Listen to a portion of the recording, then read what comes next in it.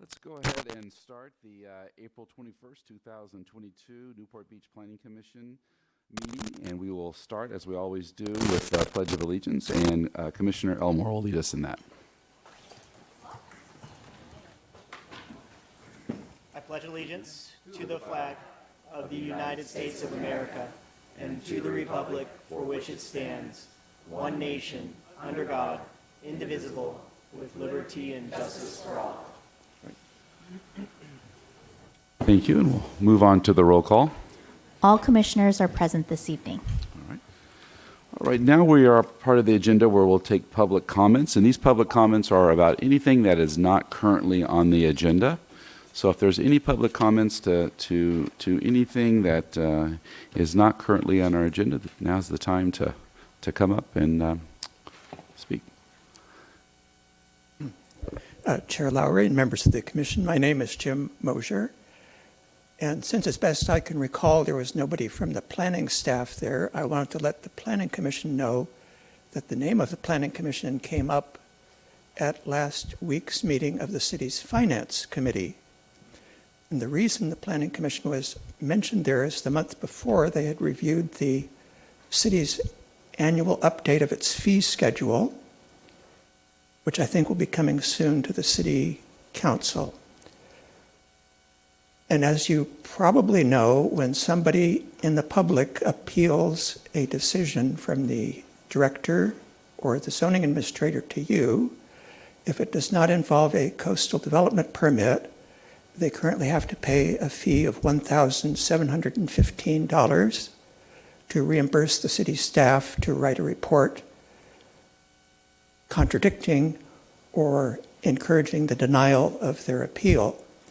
There has been an increasing movement among the city council in the last year or two to introduce a new idea. It actually started several years ago with the building division, that if the appellant is successful, that fee would be refunded to them. And in the current iteration of the fee schedule, that will be the case for every board, commission, or staff decision except those of the planning division that come here and appeals from you to the city council, which will still not be refundable even if the appellant is successful. What happened at 1 week ago at the finance committee meeting is Chair Will O'Neill directed the finance staff, so I don't know if it's come through to the planning staff or not yet, to seek a recommendation from you as to whether you think it's appropriate for these appeals to be refunded or not. I made the comment to them that people think appeals are very frequent. There is one tonight, but they actually are not that common. I counted 17 that could potentially be refunded in the last 12 years. And of course, a few of those were actually successful. So anyway, I assume that communication will be getting somehow through from the finance committee staff to the planning staff, and you will be asked to make a recommendation about the appropriateness of refunding appeal fees. Thank you. Thank you. Are there any other public comments and related to, not related to anything here on the agenda this evening? Seeing that there's none, we'll go ahead and close the public comments. Staff, I don't know if there's anything you'd like to respond to with Mr. Mosier's. Certainly. Yeah. We'll obviously work with finance staff, and if there is a role for the commission to opine on the issue that he spoke about, we'll bring that forward at a future meeting. All right. Thank you. All right. And we did roll call earlier, correct? Yes, that's what I thought. Okay. Thank you. We'll go ahead and move we'll go on to the next item, which is a request for continuances. Any questions? Chair Lowry, there are no requests All for right. continuances. All right, we'll move on to the consent items, which just one item today, the minutes of March 17th. We'll go ahead and review and take any motions. I'll make a motion. I think Mr. Mosier sent in some edits, so I'll add those to the motion. I'll second.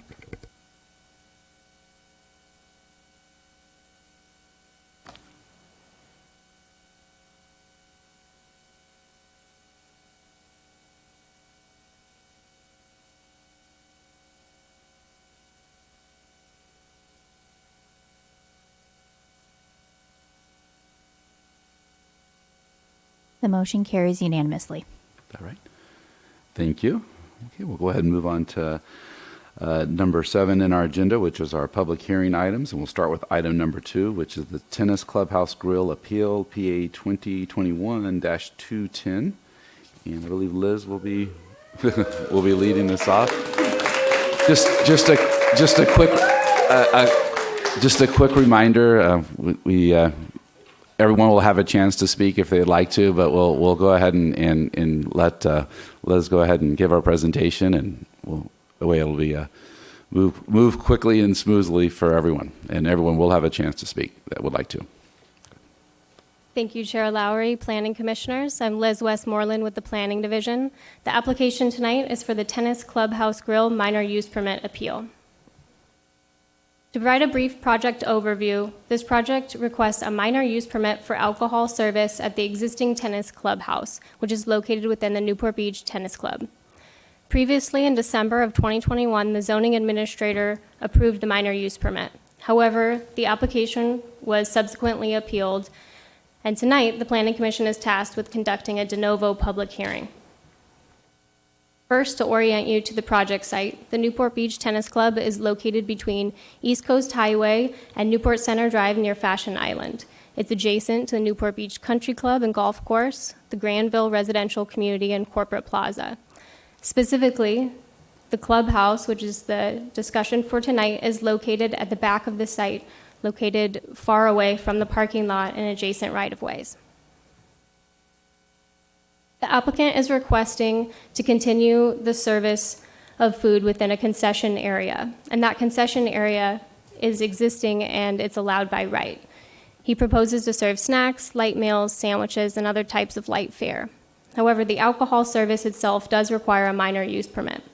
The applicant is proposing hours from approximately 9 a.m. to 11 p.m., which is consistent with the historical conditions of the site. The applicant is not proposing any late hours after 11, live entertainment, or dancing at this time. The concession area is primarily intended for members and guests.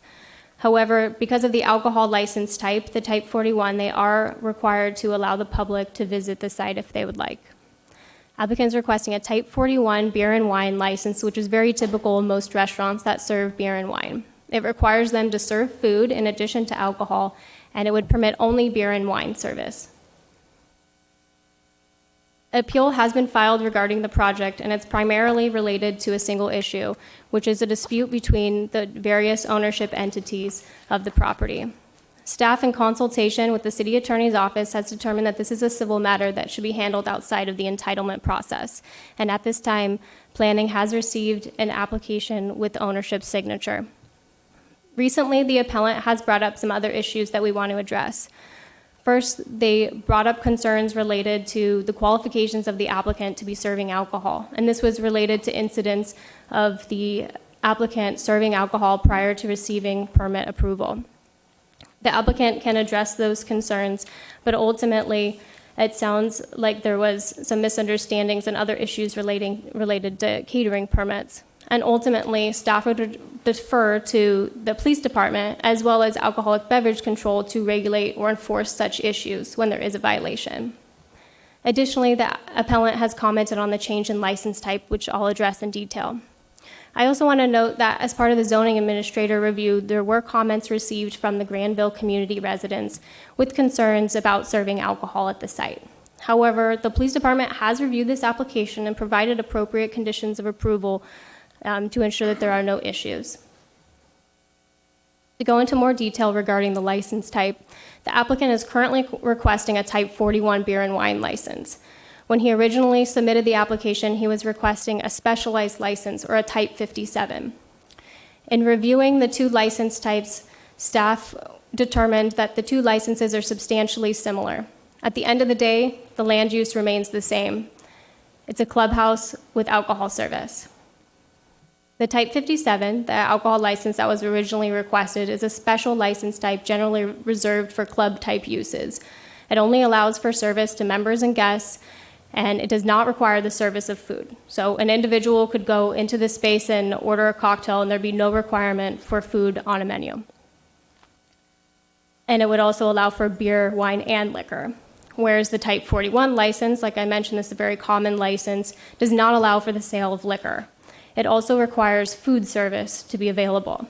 Lastly, it does allow for the public to access the space. However, based on the location of the clubhouse and prohibitions within the conditions of approval to prohibit them from having signage for the clubhouse, it seems very unlikely that there would be large numbers of the public going to visit the clubhouse space. Ultimately, staff did not receive any comments related to the validity of the use permit findings, and staff is recommending approval based on the findings and conditions that are contained within the draft resolution before you. With that, staff recommends approval, including adoption of resolution number PC 2022-006. I'm available for any questions that you may have. Thank you. Thank you. Does any commissioner have a question for staff? Thank you for your presentation, Liz. I just wanted to clarify, so staff and the city attorney's office procedurally has determined that even though it's a different alcohol license that they're now looking for, that the underlying application is substantially the same, and so procedurally this is the proper process. Yeah, thank you, Vice Chair Kleinman. Typically, appeals are heard de novo, so it is a brand new, you're able to make the decision on the basis of the information that's provided today. There is authority in the code that allows the reviewing body to refer it back to the original body, but I think it's within your discretion to consider this application tonight as is. Thank you for the clarification.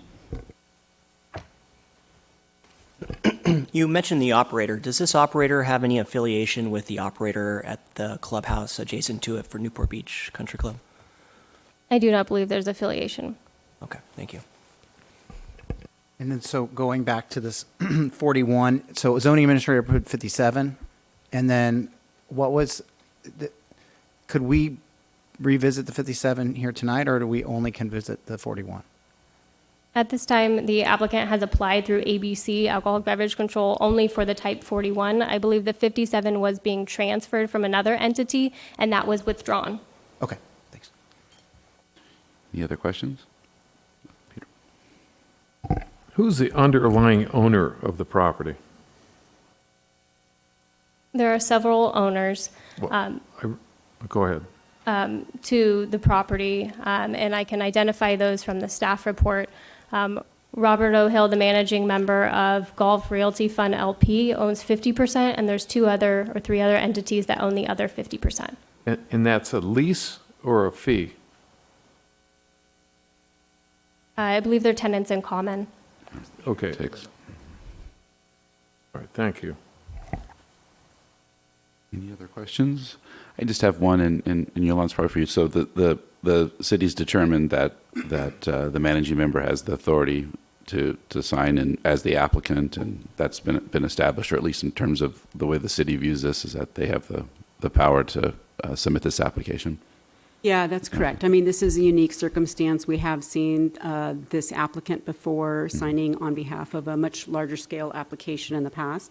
And so we feel that there's appropriate authority, appropriate precedent to allow that here in this case. And if, the arbitrator and or the Superior Court that judge that is responsible for the cases determines otherwise, then we would obviously adhere to that ruling. All right. Thank you. That's my question. Okay. If there's no other questions, we'll go ahead and move on, and we'll start with go all the way down at the far end there for ex parte communications. None. I received many emails and phone calls from the applicant, or excuse me, yes, the applicant, sorry, it's confusing with the appeal, and a number of members of the public. None. None. None.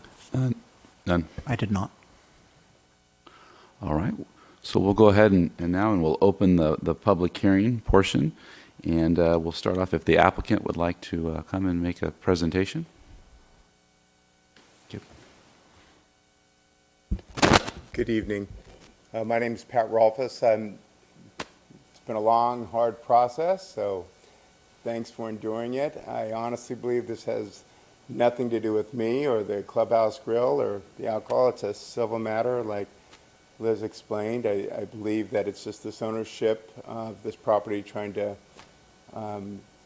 fight for what they want to put on the property, and unfortunately, we're stuck in the middle of it. So that's my opinion on it. As far as what we've done everything to our power to follow the letter of the law. Anything that I didn't, I wrote down in writing and submitted, and to explain every step of the way. We've been policed heavily by both ownership structures. We feel we continue to do the right thing, and we hope that this matter gets resolved quickly. It's cost us, tens, if not hundreds of thousands of dollars.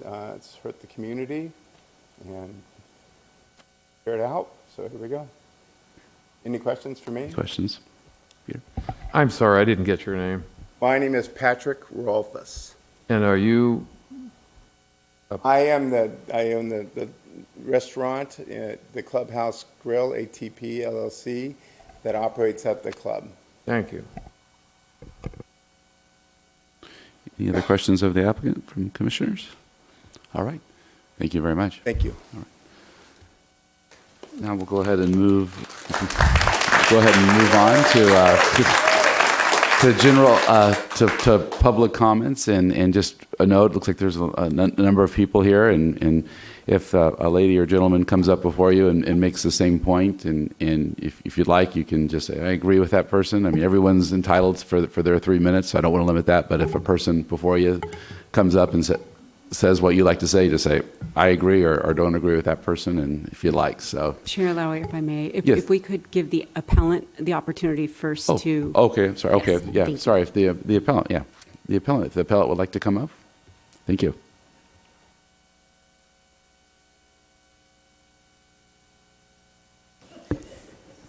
Good evening, Honorable Planning Commissioners. I am Jacob Gonzalez. I recognize one of you. I represent the 50% ownership of the tennis property that submitted the appeal. It is owned by the owners in fee. My clients are 3 entities combined. They own 50%. The other 50% is owned by Gulf Realty Fund, whose managing member is Robert O'Hill. I'd like to cover 2 points for you. I assume you've seen our submittals, which were made on April 18th. I don't want to rehash what we put in those submittals, but it's already been discussed that we initiated an arbitration on March 25th, 2022, as well as a lawsuit. It's an ancillary proceeding for injunctive relief. Both of those legal proceedings place at issue the validity of this application on 2 grounds. And I'll say this, we're challenging the use permit application on the bases of those pleadings. They're attached as Exhibits 1 and 2 to our April 18th submittal. They're long. I get that you probably haven't read them. But the 2 main issues that I'd like to discuss are, one, that Gulf Realty Fund did not have the authority to sign the use permit application on behalf of the tennis property ownership. That would require our consent, and that consent was not sought, nor was it given. The second issue is that Clubhouse ATP is I would say this, it's a tenancy that is being challenged. Under the owners in common agreement, my client's consent is required in order to give a right to tenancy at the tennis property. That consent was not sought, nor was it given. This is all laid out in our lawsuit. And so what we're saying to the Planning Commission is, from our view, it doesn't make sense to proceed on this use permit application since we've initiated 2 legal proceedings that are seeking judicial declarations that go to the very validity of this application. These are issues to be determined by an arbitrator as well as the court. It's well within the city's rights, it's reasonable, it's prudent for the city to step back and say, hey, wait a minute, there's clearly a dispute between the owners here. We are not in a position to move forward. It's not our job, it's not our authority, it's not our place to take a position between these owners. There is active litigation on these issues. So what we're going to do is we're going to hit pause. You guys go figure out who has the right to do what.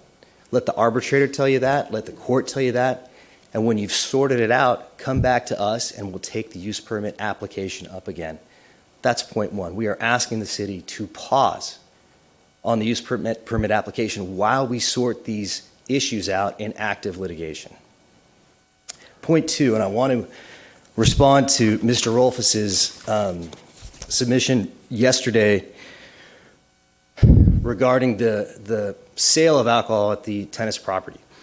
And let me first say that my clients are not opposed to the sale of alcohol at the tennis property or the tennis club, but what they want is a qualified operator who is licensed, properly licensed to do so, to sell alcohol if it's going to happen, right? My clients have concerns, real concerns about Clubhouse. It's undisputed that Clubhouse sold alcohol at the tennis property for almost all of February 2022, and possibly before, without having a permit or license to do so. My clients submitted pictures of coolers of beer at Clubhouse, stocked. Drink specials being advertised at the bar, on the bar, beer taps, martini glasses, bars stocked with hard alcohol, and bartenders selling mixed drinks with hard alcohol. The fact that alcohol was sold on a wide-scale basis at Clubhouse without a license or permit cannot be minimized by simply claiming it wasn't intentional. We didn't intend to do it. Based on the evidence of the volume of the alcohol there and the volume of the activity there, it's hard to see how you can claim that they didn't intend to sell alcohol for the entire month of February. The point is the unlawful sale of alcohol occurred, and it occurred on a large scale.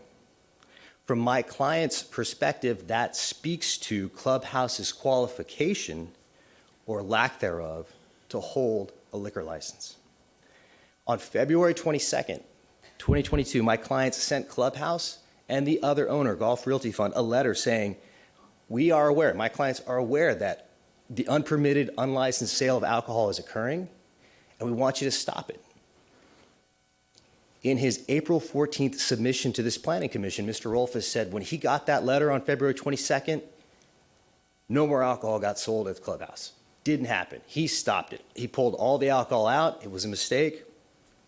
My clients, however, were alerted that after they sent their letter, alcohol continued to be sold at the Clubhouse Grill. All right. That's.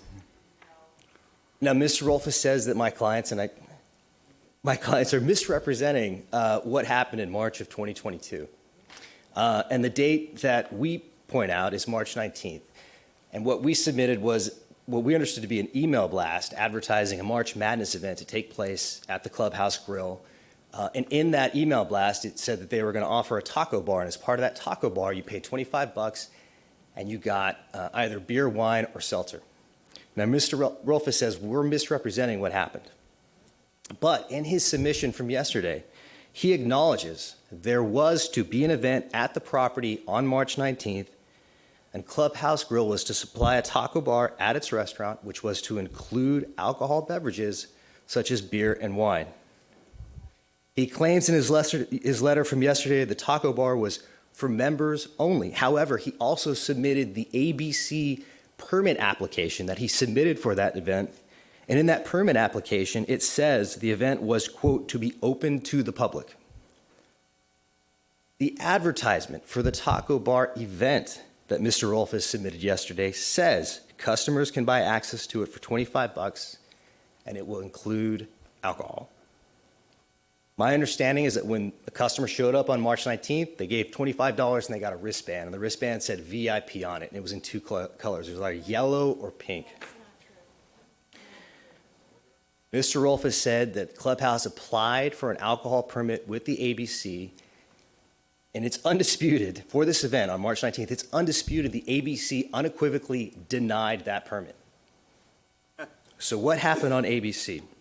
I'm sorry, what happened on March 19th? Mr. Rolfes and Clubhouse nevertheless put on the event anyway.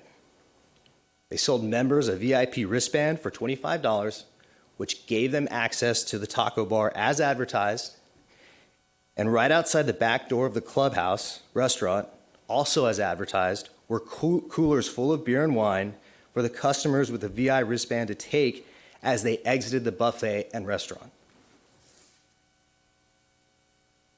Mr. Rolfes claims Clubhouse didn't provide that alcohol, but in his submission, he fails to say who did or to explain how the alcohol got there. What we know for certain is alcohol was placed where it needed to be for the taco bar customers to take it, and it was placed there in a large enough quantity to serve all of them. Now, there are 6 pictures I'd like to share with the planning commissioners if that's possible, and this is from the March 19th event. Is that okay? I'm not sure if that's kosher or not. And I've got copies for Mr. Rolfes. Is that okay with Yolanda? Yes, if you have copies, and you can go ahead and provide them to the...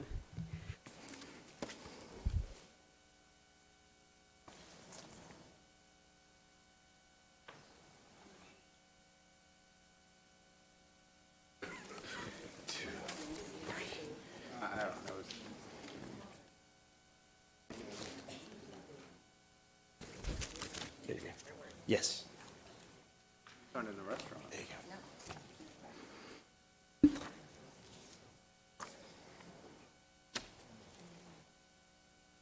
Thank you for your help.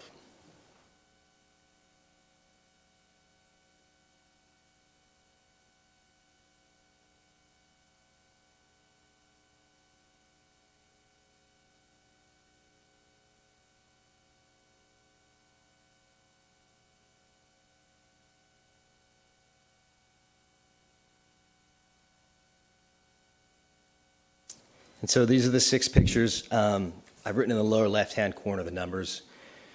And you'll see that the first picture is of alcohol that was set up outside the Clubhouse Grill restaurant for customers to take as they exited the taco bar and left the restaurant through the back door. And you can see in the gentleman's right hand who's holding up that cooler with the wine in it, he's got the yellow wristband on his right hand.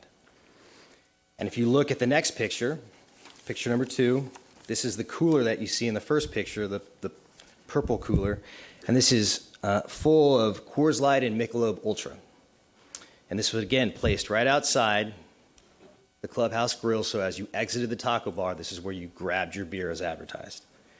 If you turn to picture number 3, this is a picture of a gentleman who obviously went through the taco bar and grabbed his Michelob Ultra, and he's got the wristband on his left hand and the sticker on the back of the chair that you can see, that the white circle, that's the Clubhouse Grill sticker or brand, showing that he's sitting in a Clubhouse Grill chair at a Clubhouse Grill table. Picture number 4 is a clear picture of the wristband. It says VIP on it, and this is someone who's stopping to pour themselves a glass of wine. And then pictures 5 and 6 are yet 2 more pictures of someone with their tacos stopping to get wine as they're exiting the taco bar and the Clubhouse Grill restaurant. From my client's view, as property owners, and there not being a permit or license to sell alcohol, and from their perspective of having told Mr. Rolfes and their co-owner to stop it, and they were told it did, it seems apparent to them that the alcohol was there for the taco bar event at Clubhouse, as advertised, and was sold without a permit to those purchasing the $25 wristband.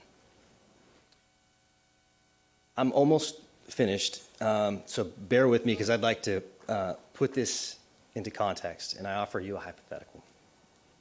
say a teenager attended this event and got a wristband, right? Hey, And went through the let the appellant speak. It's just, everyone will have a chance to speak. Let's. No.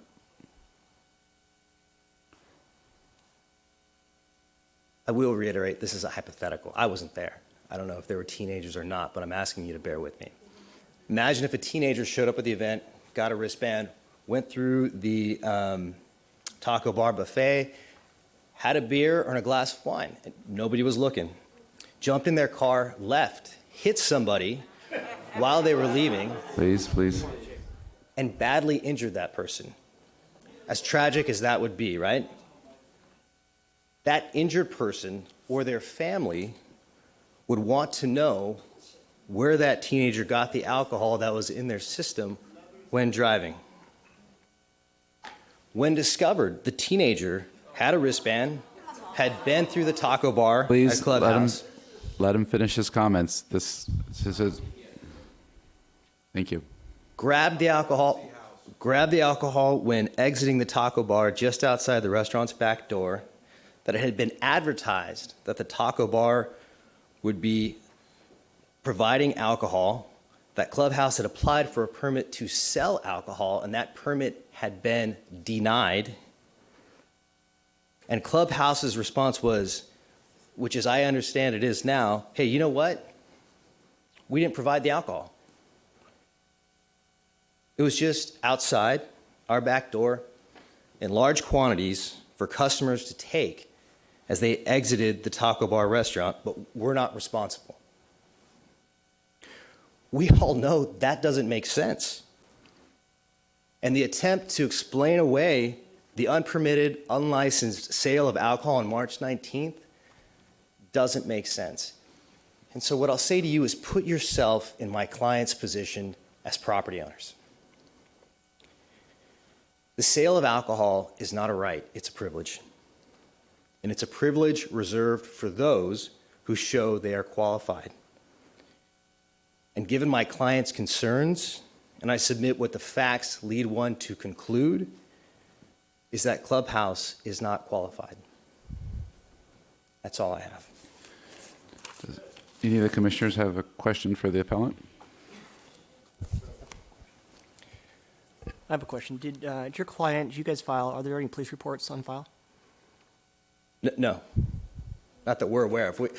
I can't tell you if there are or there aren't. They haven't been disclosed to us. But your client never filed a police report for the unlawful sale of alcohol, allegedly?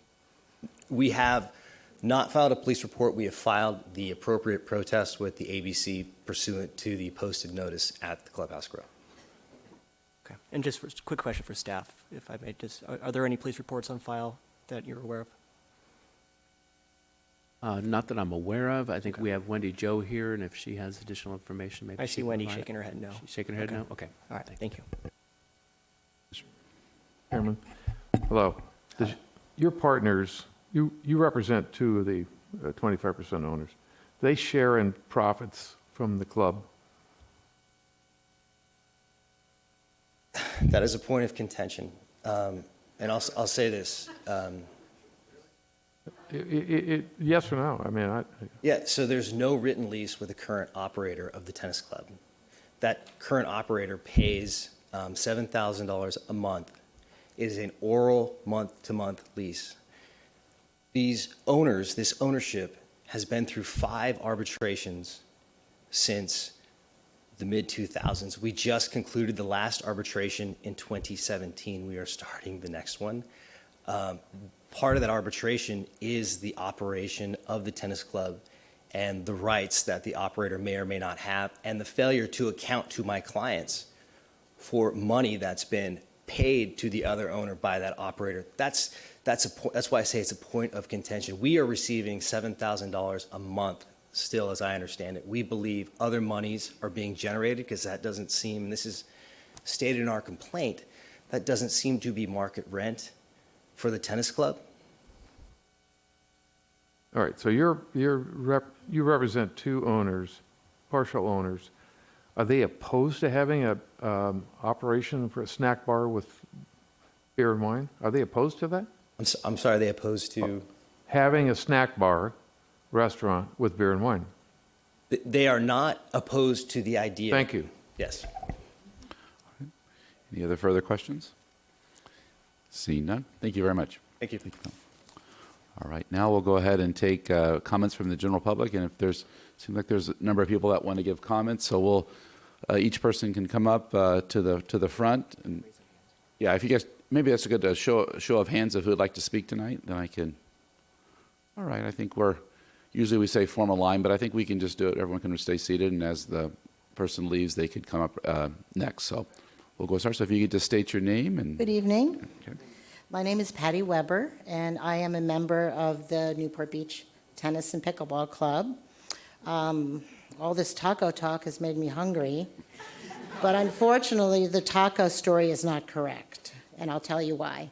I help organize many of the events in the play for the members. I personally organized the March Madness tournament. It was also in support of the Orange County Youth Sports Organization Association.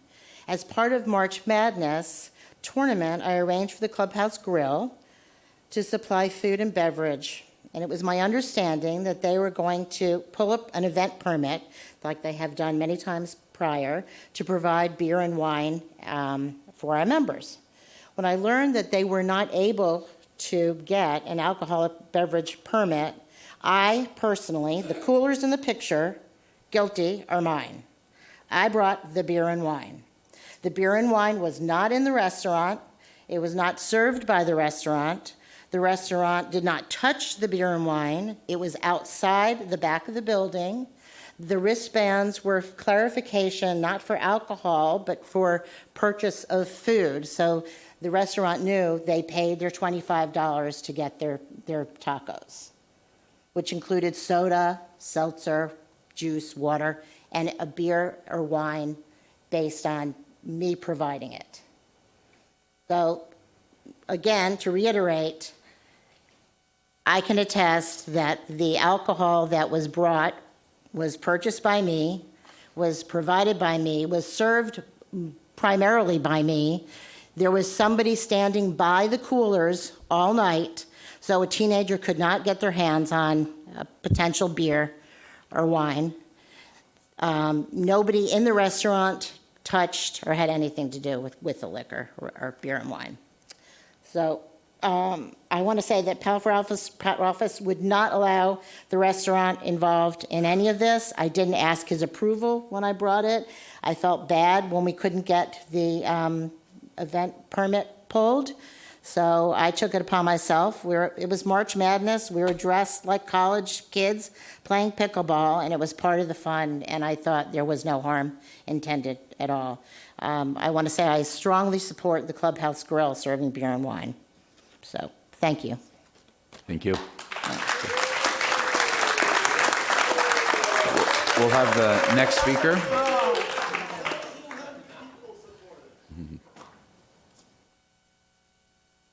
Thank you. My name is John Rose, and I'm a citizen of Newport Beach and a member of the club.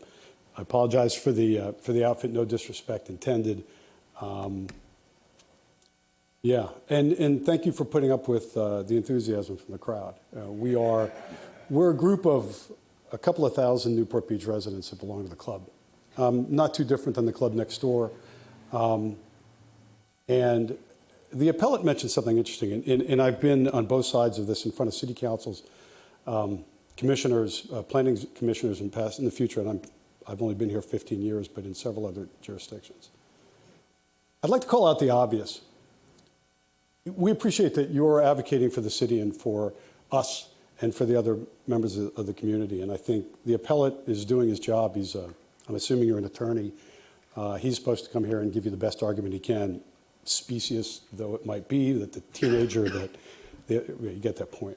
But look, they're applying, there's a fight between investors for the use of the property. And the appellate forgot to mention that they're applying to rezone this and make a ton of money.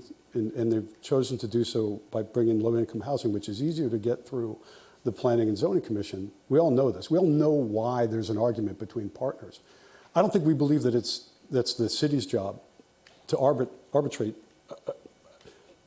two groups of people that are trying to make money or just trying to maintain a relationships and promises that they've had for decades with the use of this property. We don't think that's the city's job.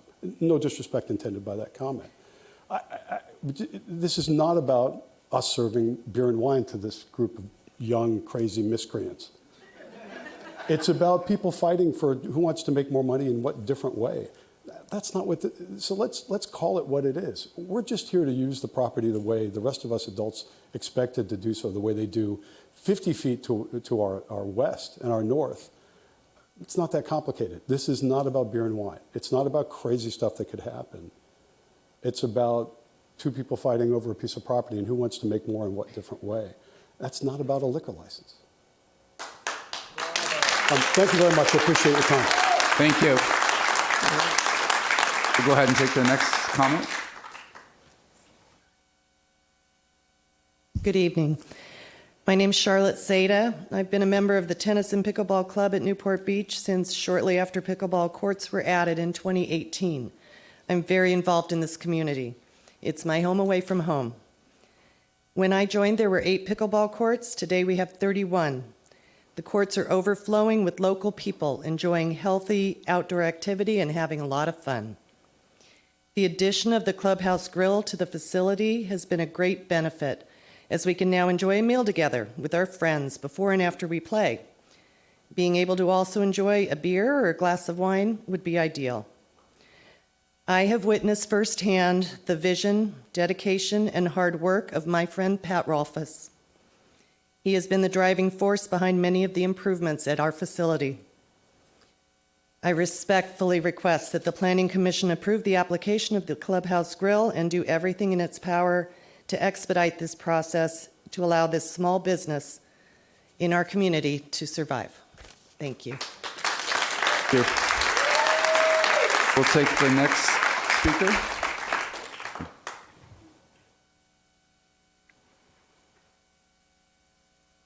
I brought my paddle. I'm Judy Jones. I'm a resident of Newport Beach, and I've been a member of the club since January of 2019 and have happily brought many neighbors and friends over. Also, since my retirement back in when I was 73, I've spent my next 4 or 5 years being a serial philanthropist. And I've served on many committees and done many different events throughout the community. One of my events was scheduled to be at the Pickleball Club on May the 7th. It's a charitable organization. The facility was spectacular. It's a lovely clubhouse, lots of outdoor seating, and we all know with COVID, we want outdoors. Pat and Rose worked diligently with my committee. We looked at 15 other places before we decided on the Pickleball Club. The outdoor facility, they were ready to carpet 2 of the courts and have the stadium court for speakers. It's going to be a great event. There's wonderful facility for dining. They have the AV equipment, they have lighting, and it was certainly within our budget. About 5 weeks ago, Pat, because he is such a credible, ethical guy, and I do love him, called me and said, Judy, we have a problem because we can't get our liquor license. This is a Saturday night event, and we're trying to raise money. And he said, you can still have it here, but we can't serve alcohol. And I thanked him, and they returned my check within 4 days, and we went scouting other facilities. As a result, we are spending an additional $25,000 for a charitable event because nobody had the equipment that they have on site, which we really appreciated. I really hope that this permit will go through because there just aren't a lot of facilities here in Newport Beach that are reasonably priced, have all the equipment, and can facilitate well over 200 people. And trust me, I have researched all of them. So on behalf of many members and other charitable organizations who really would love to use this wonderful facility, I hope you will grant them the permit. Thank you. Thank you.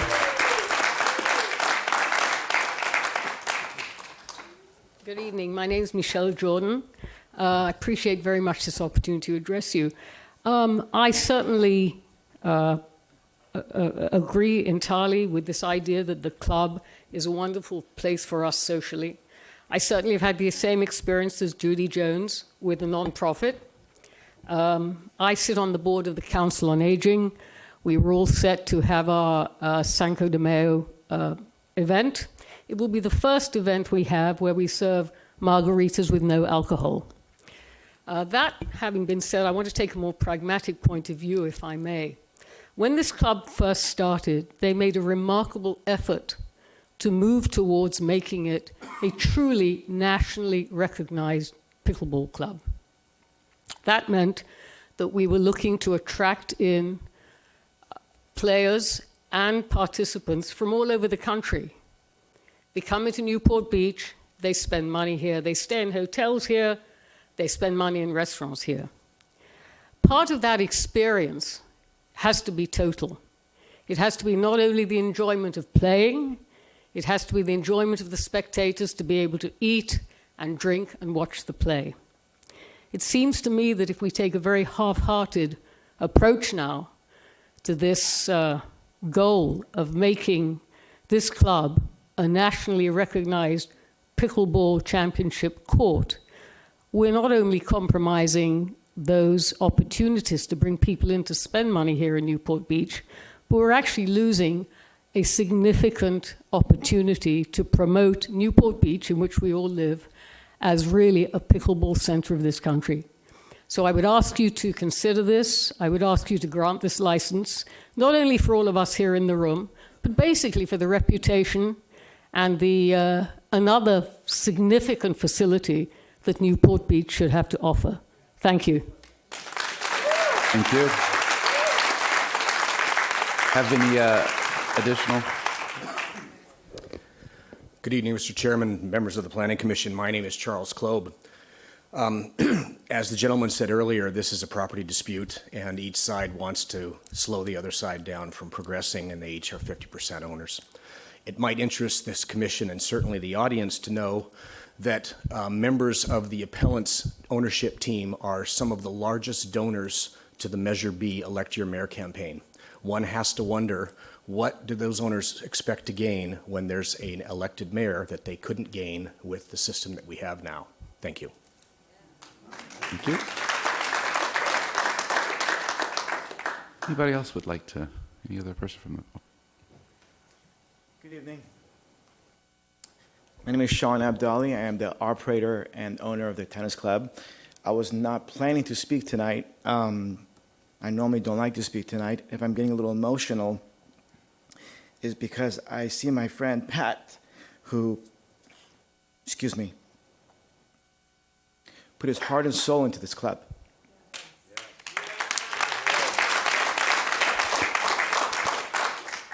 I have built clubs and academies for 30 years. And Nick Balotelli, who's an 11-time Hall of Famer, my father since age 12, when I call him every day the last 8 years that the opponents have been receiving my checks, including my $93,000 percentage rent that I paid less than a few months ago, including the $50,000 plus that I paid in property tax, Jacob. I did all this because the love for the game and also the love that I have to serve my community.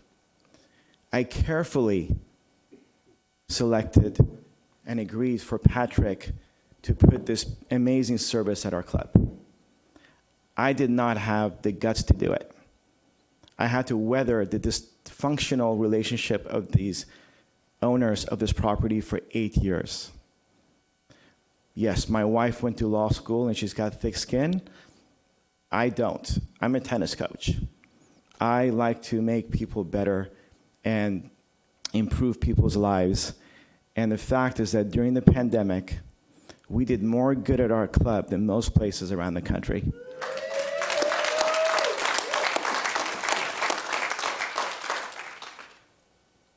As many councilmen can attest to this, during the pandemic, I was relentless in contacting them explaining to them why the tennis club needs to open and how we can keep our community more safe in a facility like ours by offering to hire a COVID officer and enforcing safety with gloves, sanitizers, and so on. Patrick is a mentor to most people. He's an amazing guy, amazing businessman, longtime Newport Beach resident.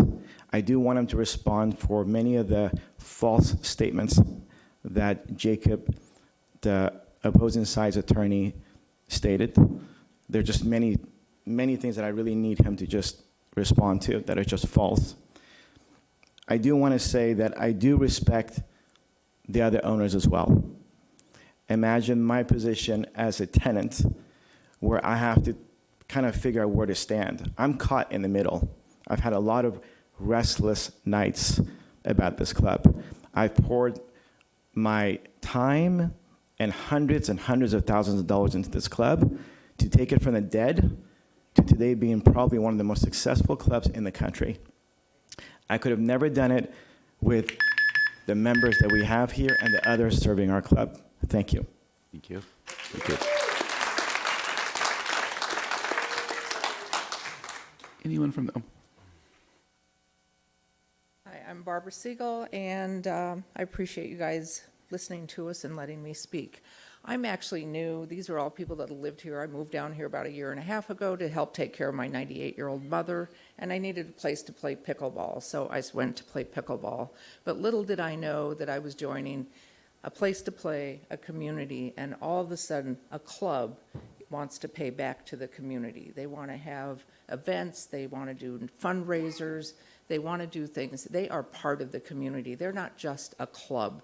And so I just want to say that I think the Food and Wine would accelerate the movement into the community more, and it's really been a wonderful thing for me to join and see the community that Newport Beach has and have our club part of this bigger community, and we can pay it back to the people that really need it for the nonprofits. So Thank you.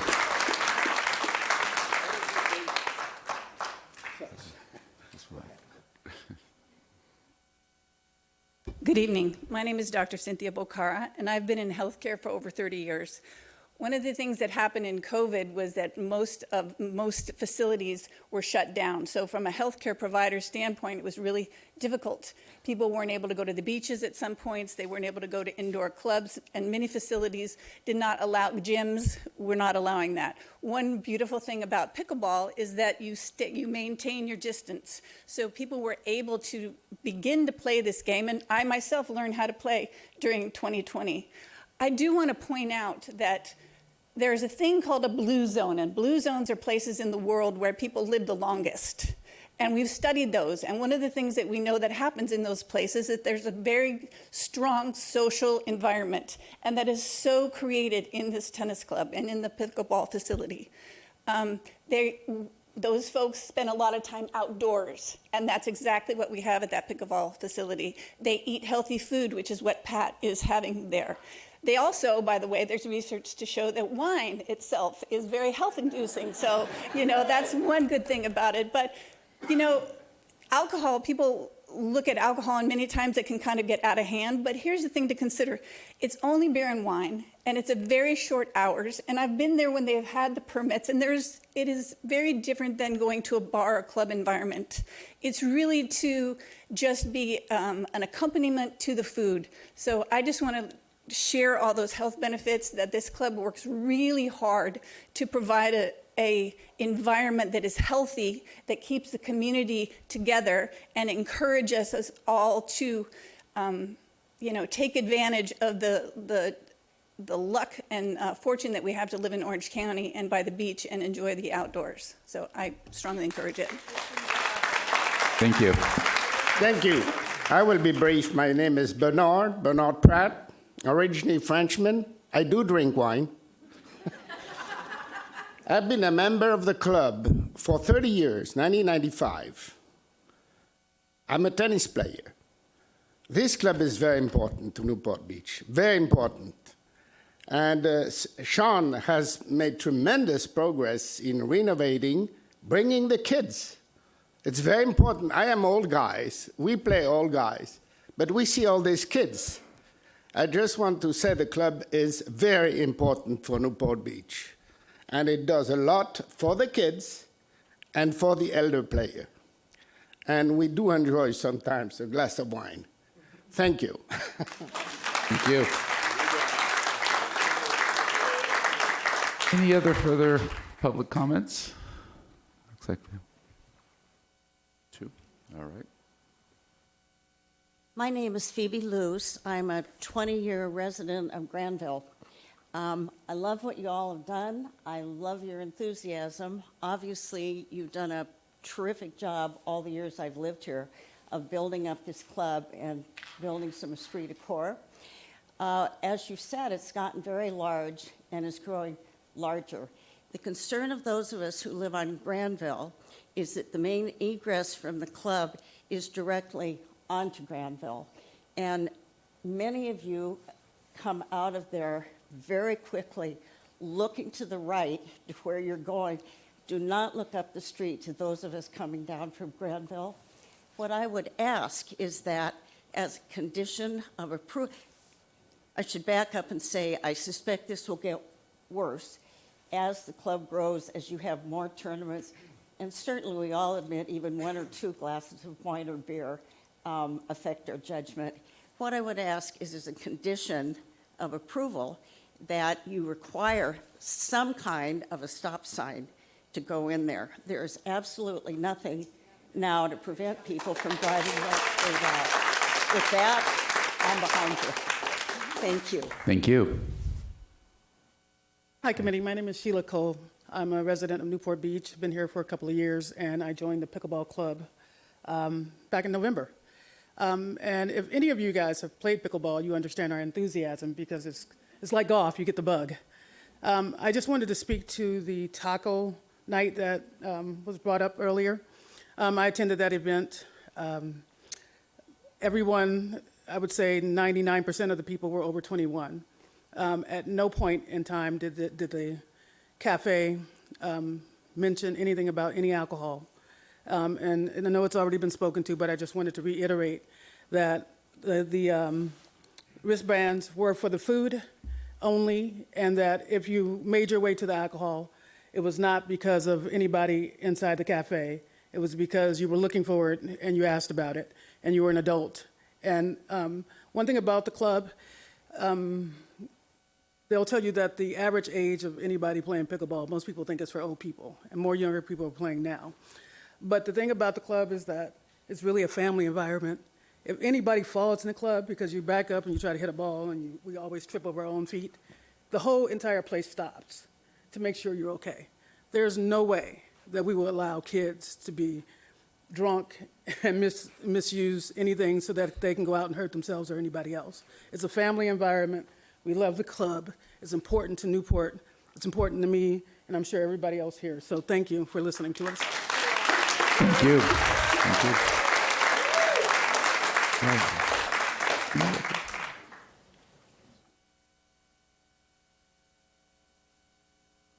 Hi, Commissioners. My name is Dirk Larson, and boy, I had some things I wanted to share, but I think after listening to our counsel from the other side tonight, I'm just stunned at how ugly this is. I mean, when are we going to all come together and just let common sense and rationale take over instead of why do we always have to bump heads?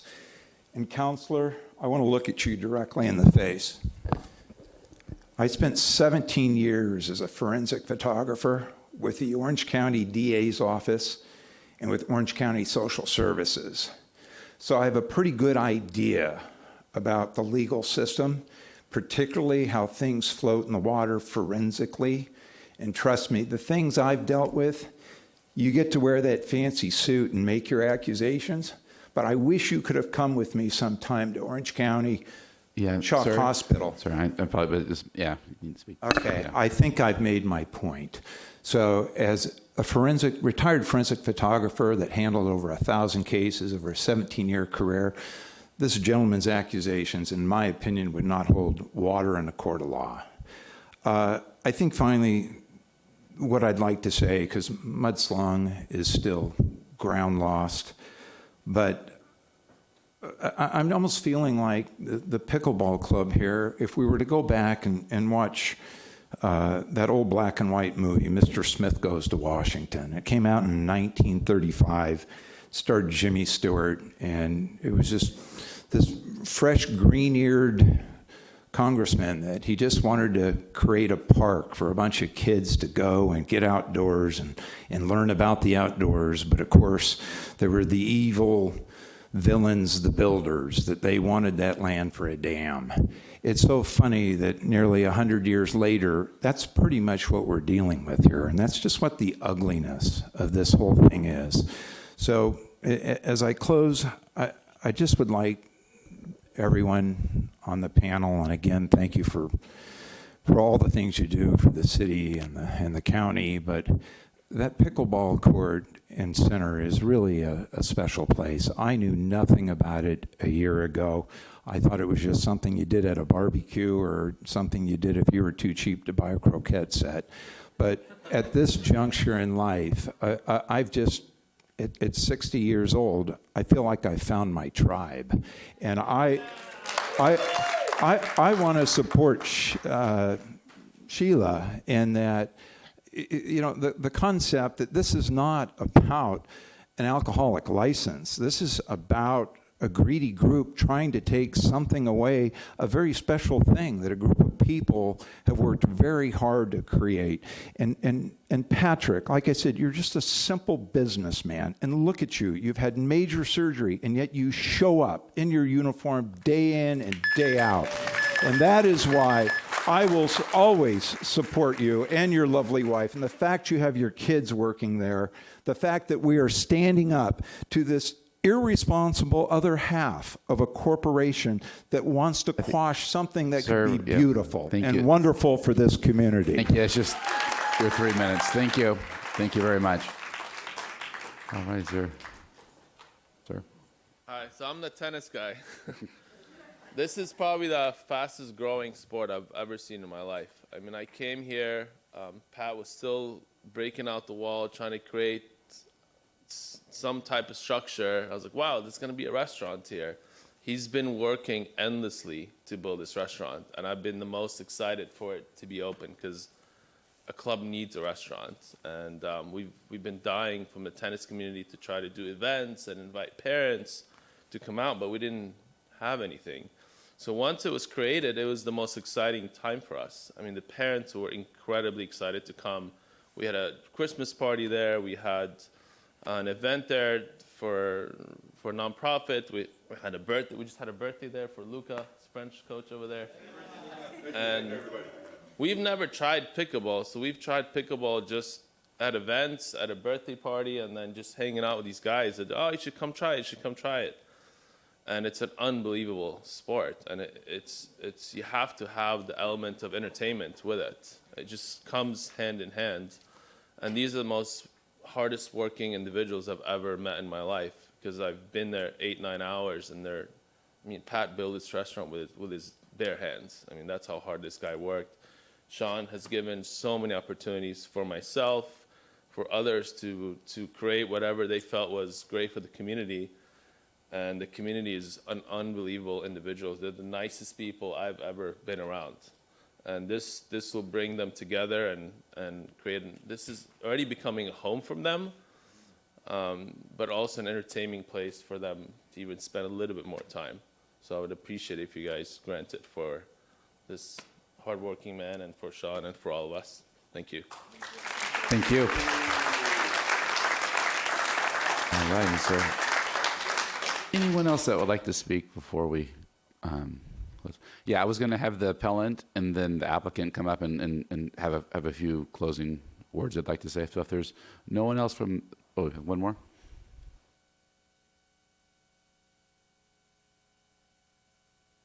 My name is Steve Rack. I'm a resident. Thank you for taking the time today. I want to address Pat specifically because the two things that the gentleman raised were, one was Pat wasn't an operator. I'm actually in business with Pat and some things. I couldn't ask for a better business partner. I couldn't ask for a better business operator. I've seen him in meetings. I've seen his quality, his education, his ability to lead. There is a great person inside Pat Rolfos. And I don't want you to look at that as one of the things that has to be up there. There is no better operator to lead this group. Thank you. Thank you.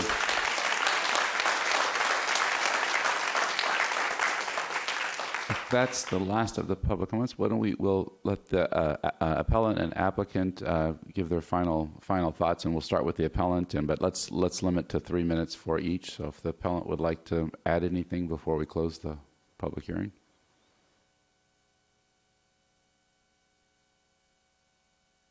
I don't have much more to add. I would just reiterate that what we're primarily seeking is for the city just to hit pause.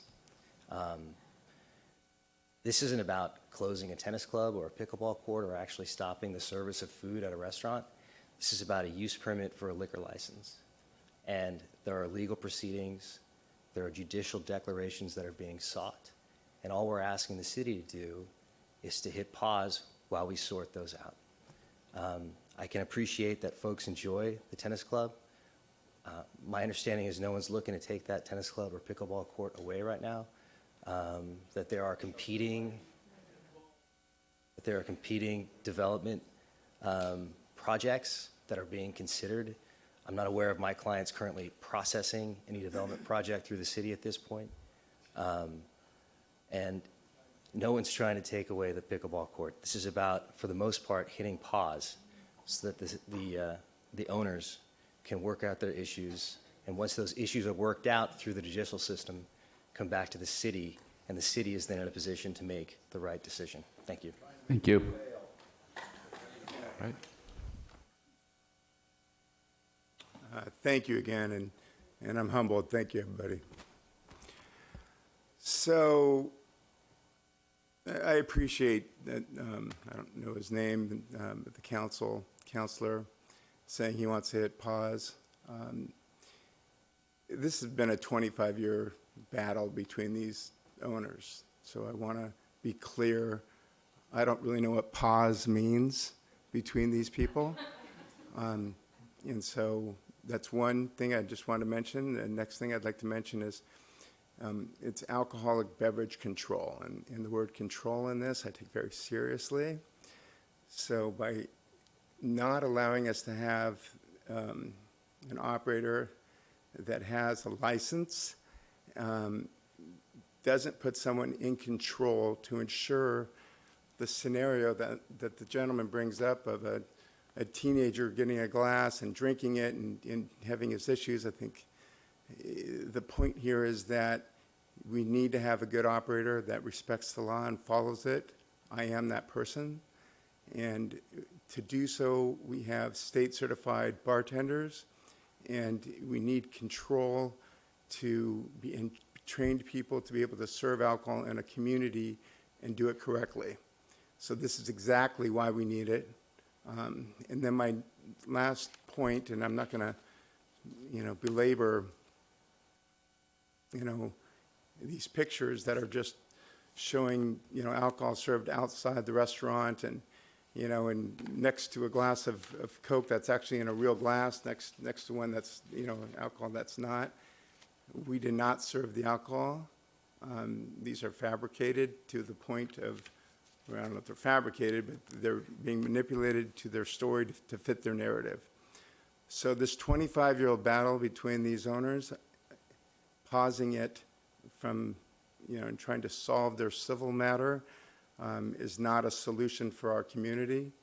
We need to continue to go down the path of accepting, in my opinion, our plea and our application to hold a minor conditional use permit and put myself as a responsible operator in to put systems and controls in place to protect our community. And that's why we're here. Thank you.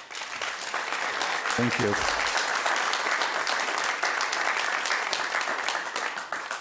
Thank you. Yeah. Okay, if there's any commissioners who would like to ask any questions of the applicant or appellant before we close the public hearing. Is it Mr. Rolfs? Is that? Can I just ask you on this one document, this one here? Yes. So this was a document that you created, but then in the attorney's packet, there was another similar looking that got altered, or was this all altered? Yeah, so first of all, I didn't create the document.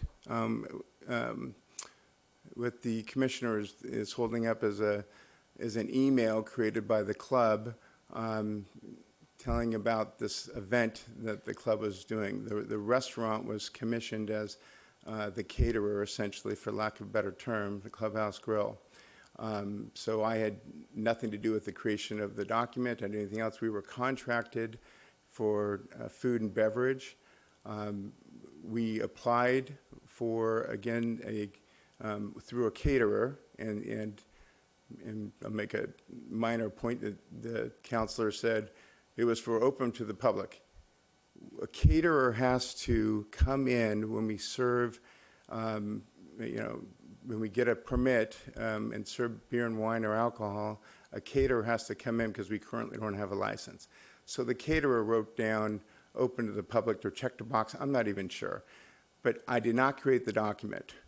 The reason why we didn't get the permit, just to be clear, which still blows me away, is that Alcohol Beverage Controls has a policy that while we're in process of getting our license, they will not allow you to apply for a temporary permit and have that temporary permit alive, which is interesting to me because they've done full background checks and live scans and reviewed the property and know everything about me, like financials and you name it, my wife, the whole deal. So they'll do all that, but because we're in process, they won't allow us to have a permit. So that's why we can't have event permits. But it's interesting, if they didn't know anything about me or ever come to the property, then we can do it. So I think it's a flaw in the system, but that's a different issue. But to answer the question, we didn't create it. It was interesting to me that in their document, they made it sound like we did create it, and yet they took out the event logo and the club logo that was in that picture. To me, it looked like it was manipulated or certainly purposely left out. So this document didn't come out from you, but Did you're not pretty come out sure from it came out from the caterer, or you think it could have come out from you? No, it came out from the club. It did not come out from me. It came out from, a member, Patty Weber, that was here, asked to put that into the newsletter because she was putting on an event. That came out prior to us finding out that we were not able to provide beer and wine because the catering license and the event permit was denied because we're in process of getting our liquor license with the 41. Got it. Okay, thank you. Any other questions from Commissioner Butler? Just real quick, have you applied for historically and obtained a temporary liquor license in order to serve during special events? Yes, we have a long history of applying for and receiving event permits, a long history. Thank you. What time does the club close and what time does the grill close? Well, I believe the club closes at roughly 10 p.m. Right now, the grill is closing earlier hours, earlier than 10. We have the right to stay open. We have to close before 11, but we close usually when the members leave, which is a little after 8:30 sometimes. We serve the members, so we stay as the members stay. And when you do these private events, whether they be for some charity or some other purpose, what time do those events typically take place? During the day or in the evening? Yeah. Great question. Yeah, all different times. Traditionally, it's weekends, Saturday. They also at the same time, traditionally, they rent courts. They play pickleball. Then they come eat. That's kind and drink. That's kind of the whole thing. It's usually based off of fundraising. We've had local schools. We've had lots of charities. We've had birthday parties, but mainly schools, charities, fundraising, those type of events. And they're usually during the day into the evening sometime. I can't recall one, going past 7 p.m., maybe 8 p.m. at the latest. This is not a late-night bar environment, just to be clear. Thank you. Any other questions? Seeing none, thank you. Thank you. Chair Lowry, if we could Yes. just get confirmation, Excuse me? if we could just get confirmation that he's read and agreed to the conditions of Oh, approval. yeah. Yes. So you've read all the conditions of approval and agree? I have, and I'm actually willing, or would be happy to, the Granville resident, I thought she brought up a very good point, and I would love to see a stop sign there. All right. Thank you. All right, we'll go ahead and close the public hearing. I want to thank everyone for participating tonight, whichever side you're on. We appreciate that. I don't know if, sometimes we start here if the staff has any comments before the commissioners discuss. Anything that they believe for clarification or anything? Chair Lowry, no, we don't really have a lot of comments here. This is clearly a private land dispute here, and again, we look at this as a land use privilege. And obviously, the arbitration and the court cases will sort themselves out in due time. So we are continuing to be supportive of the application of the conditions that are recommended. What I would say about installing a stop sign at that particular area, it's a different piece of property, so they really don't have the control or ability to do that. So we wouldn't be recommending that. Okay. Thank you. All right, we'll bring it up to the commissioners for any discussion, motions. Mr. Chairman, I'm in a position to recommend that the tennis club grill appeal be denied and the project move forward, affirming a minor use permit for this restaurant use. Clarify that you're moving to for the approval. Well, my understanding, talking to staff, is that we have to deny the appeal but approve and adopt resolution PC 2022-006, affirming the decision of the zoning administrator. Okay. I think in its simplest form of just move the recommended action probably would be Correct. cleanest. All right, then. I'd like to talk. Yeah, I will probably second that. I just had a quick question for staff. So if this were approved tonight, when could the license begin serving? You know, I think the owner should know since there was a mistake before, but obviously there's an appeal period, I guess, that can be 14 days beyond that. But let's say there is no appeal. How long does that usually take? Reason why I ask is my children are having a foundation fundraiser there, and I want to make sure that it's a good event. But I just curious, so the applicant knows, so we don't run into similar situation that had happened before. So I'm just curious, because this is, these are fundraising things, and that, like the speaker had said, it affects their ability to have a good event. So I want to make sure that, just so we know. Sure, certainly. There would be a 2-week appeal period, so they would have to go exhaust that. And barring an appeal, then if the commission does vote to approve, it would be effective. They would still need to get that alcoholic beverage control license from ABC before they could start serving alcohol, but there wouldn't be an issue from the city. But And if there what's- is an appeal filed, obviously we'll schedule that for the city council. What's the typical ABC timeframe? That I have no idea. Okay, that's all right. I'll second. I was hoping for just at least Yeah, a I was little going to bit open of up. Yeah, I was going to open up comments before we vote. Just like to have all the commissioners input. jump the gun a little bit there, Yeah. unlike you, Commissioner Kenny. Say that again? You usually love to have a robust discussion. It was unlike you to come right out the gate with a motion. Commissioner Clement, you have the floor. Okay, first of all, I just wanted to ask about the hours for the Newport Beach Country Club.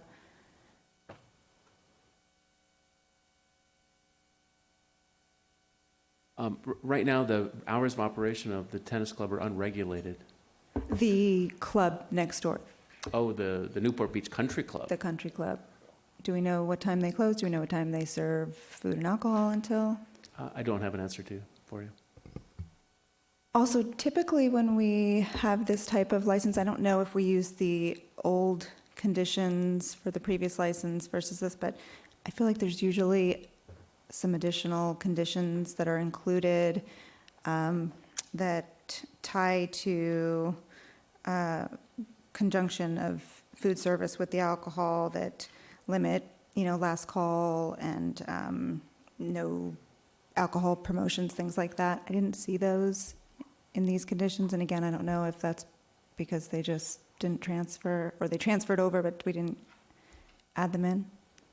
In this case, the police department has reviewed the project, and this is the list of conditions of approval that they're recommending. For other types of projects, they will recommend additional conditions.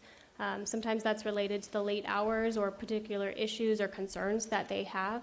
Wendy Joe, part of the police department, is here as well if you would like to ask her. No, sorry, yeah, the public comments are closed.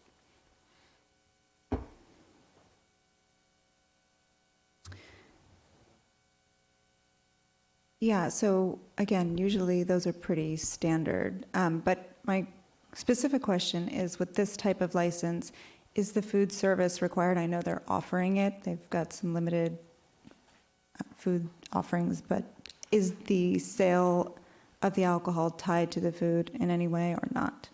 That's correct. They're required to serve food throughout the entire duration that they're open and serving alcohol. And the alcoholic beverage control will include their own conditions as well, and that may include defining what substantial sales of food means. Okay, thank you. So, I guess I would just take the time to note for everyone here tonight and for the record that Planning Commission's purview, the scope is just very limited. We're not here to clarify or make decisions about property disputes. We have certain findings that we have to make, and that is the job, that is the role.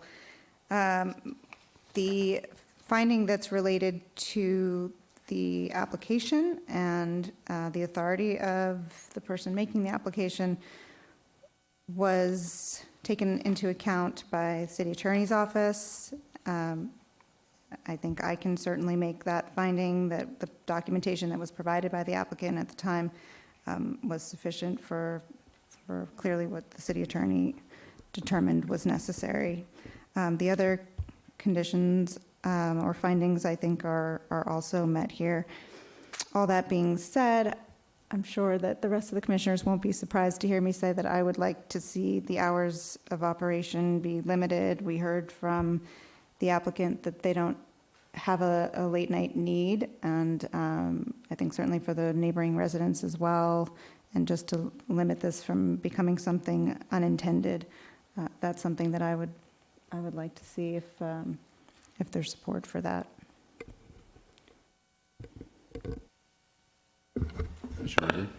What kind of hours are we talking about?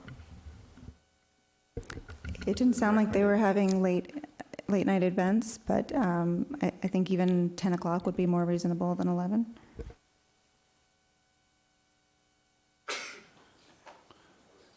Any other commissioners? Yeah.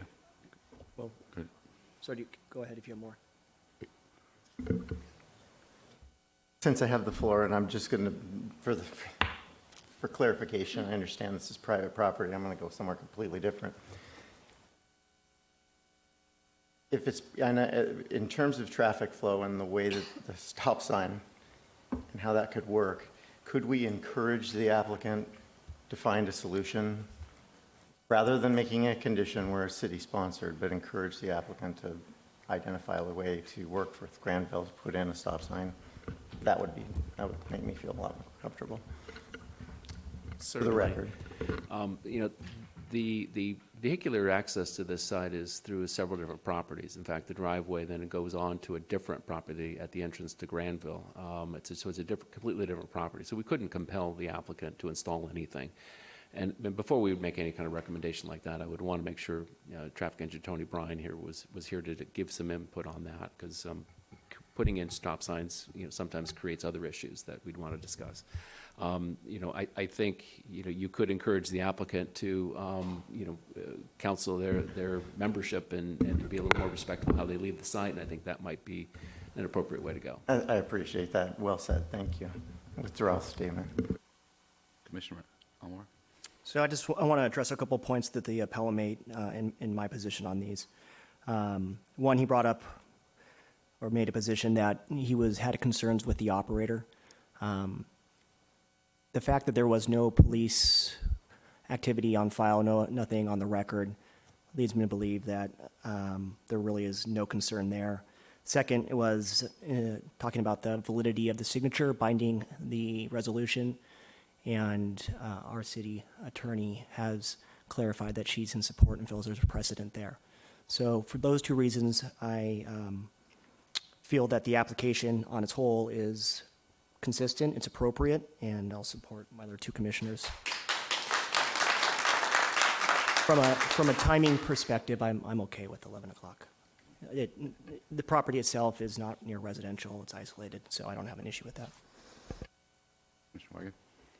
Commissioner Kleiman brought up the restaurant or the food sales. Can you tell me what condition it is? I'm kind of having trouble finding it, just so I know which one it is in our...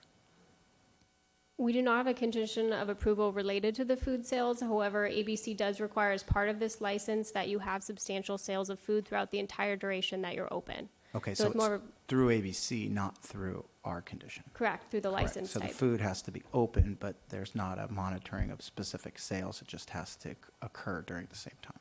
That's correct. Got it. Thank you. That was also my point. We typically include most of those conditions in this type of license when we're doing a conditional use permit or a minor use permit. So I, for one, would like to see those included, but I do understand that it will go through additional review with ABC. All right. Any other comments before we move on? Yeah, just for my comments about it, the stop sign was one, and yeah, like nothing in life is easy, and it sounds like there might be some agreement on that, but that would, as Jim says, that needs to go through traffic and Tony and all of those avenues for something that to happen. But it's something that maybe people can bring up in the future. And I'm in agreement with Commissioner Elmore. I mean, I think it's the city takes the position that the applicant is or the landowner, as the managing member, has the right to bring this, and I'm good with that. And it just boils down to me as a land use issue, and I will also vote in favor of this.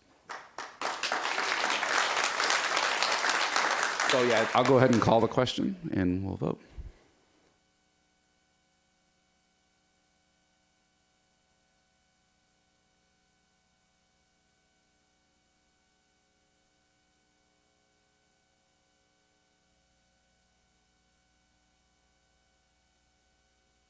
The motion carries unanimously. Good.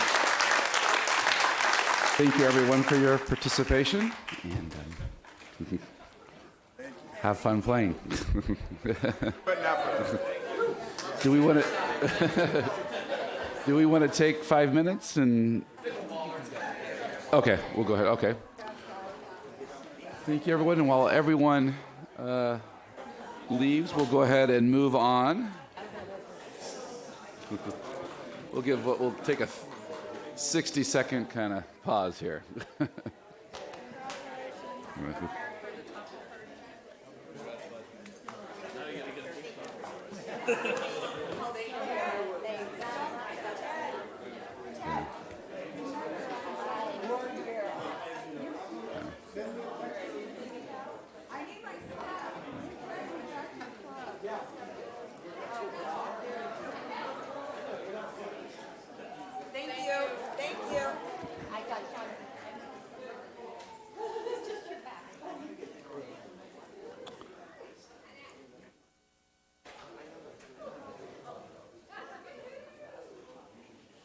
All right. Well, where did everyone go? But we'll go ahead and start on item number 3, which is the Park Newport Rockfall Mitigation, PA 2021-99, and we have Matt's going to speak to us about that tonight, or start off. Good evening, Chairman, Commissioners. Matt Schneider, Department of Community Development.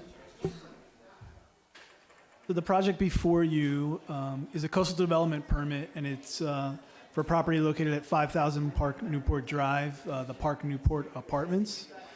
It's in response to a landslide that occurred on the slope to the rear of the property that occurred in. I'm sorry, just in the back, please. If you could move outside, we'd appreciate that. Thank you very much. Continue. Yeah. Sure, sorry. So just to repeat, this application was in response to a landslide that occurred in June of 2020. The landslide itself resulted in 2 emergency coastal development permits being issued, one in January of 2001 and another in October of 2021. And the permit before you this evening also contemplates additional protective devices to protect some of the residential structures at Park Newport. Just to orient you to the site, Park Newport Apartments located between Jamboree and Back Bay Drive. The slope or the focus area of the project is the area highlighted in blue. There's basically 3 main components to the project. The first is an anchored mesh and K-rail barrier system that was installed after the landslide in June of 2020, and also contemplates a waiver for encroachments into the right-of-way. The second component is for temporary tarping in select locations, and again, that is for the second emergency coastal development permit that was issued. And the final is installation of soldier piles to protect 2 existing residential structures, and those are improvements that have not yet been installed, but they're seeking authority for. Because the emergency work has already happened, we have the benefit of photographs so you can see the end result. What you're seeing in these photographs on both images is the location of the landslide that's now been cleaned up and mitigated. On the left-hand photo, you can see the K-rail located at the bottom of the landslide site. On the right-hand photo, it's a little hard to pick up in the image, but there is anchored mesh there, and I think gives a pretty good perspective of the scarp that was left behind from the landslide and the amount of debris that slid. As I indicated, the placement of K-rails in the public right-of-way requires an encroachment permit. There's one at the landslide site itself, as well as 2 previous landslide locations that occurred previously.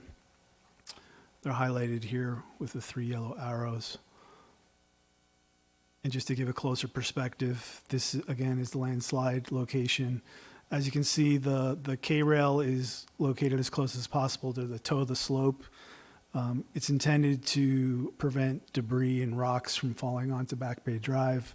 There is a condition of approval that would require the property owners at a minimum of once a month to inspect and remove any debris from the slope side of the K-rail.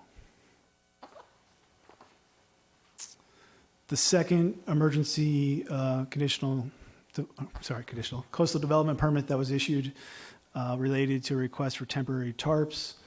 The project's applicant's engineer, Hetherington Engineering, prior to raining season of 2021-2022, requested temporary tarps in 3 locations that they believed were susceptible to future landslides, erosions, and it's a temporary mitigation measure. These they're currently permitted through the end of April. They're seeking approval to do this on an annual basis on each rainy season, which would be from the beginning of October to the end of April each year. We did have some previous concerns expressed by residents about some of the sandbags that were used to secure the tarps.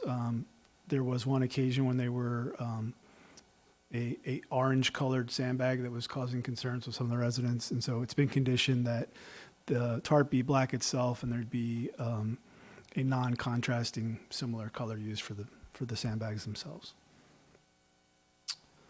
The final component of the project is a recommendation again from the geotechnical engineer who's recommended the installation of soldier piles at 2 locations in front of 2 of the buildings in Park Newport. One is in front of Building 4, and you can see the location, approximate location of the soldier piles highlighted in red. And the other is in front of Unit 4830, again highlighted in red. Soldier piles have been utilized on the site before.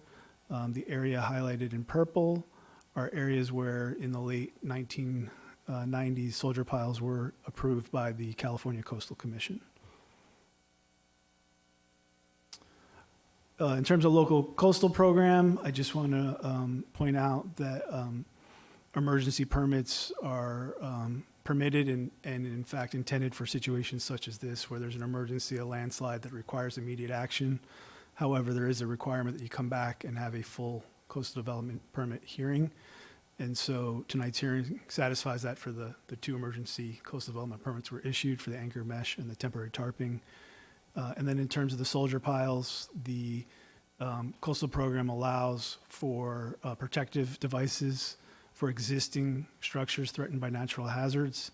Park Newport was developed in 1969 before the Coastal Act was established. It meets the definition of an existing structure, and with a history of 6 landslides dating back to 1978 and numerous rockfall events, it's well documented that there's natural hazards existing at the site.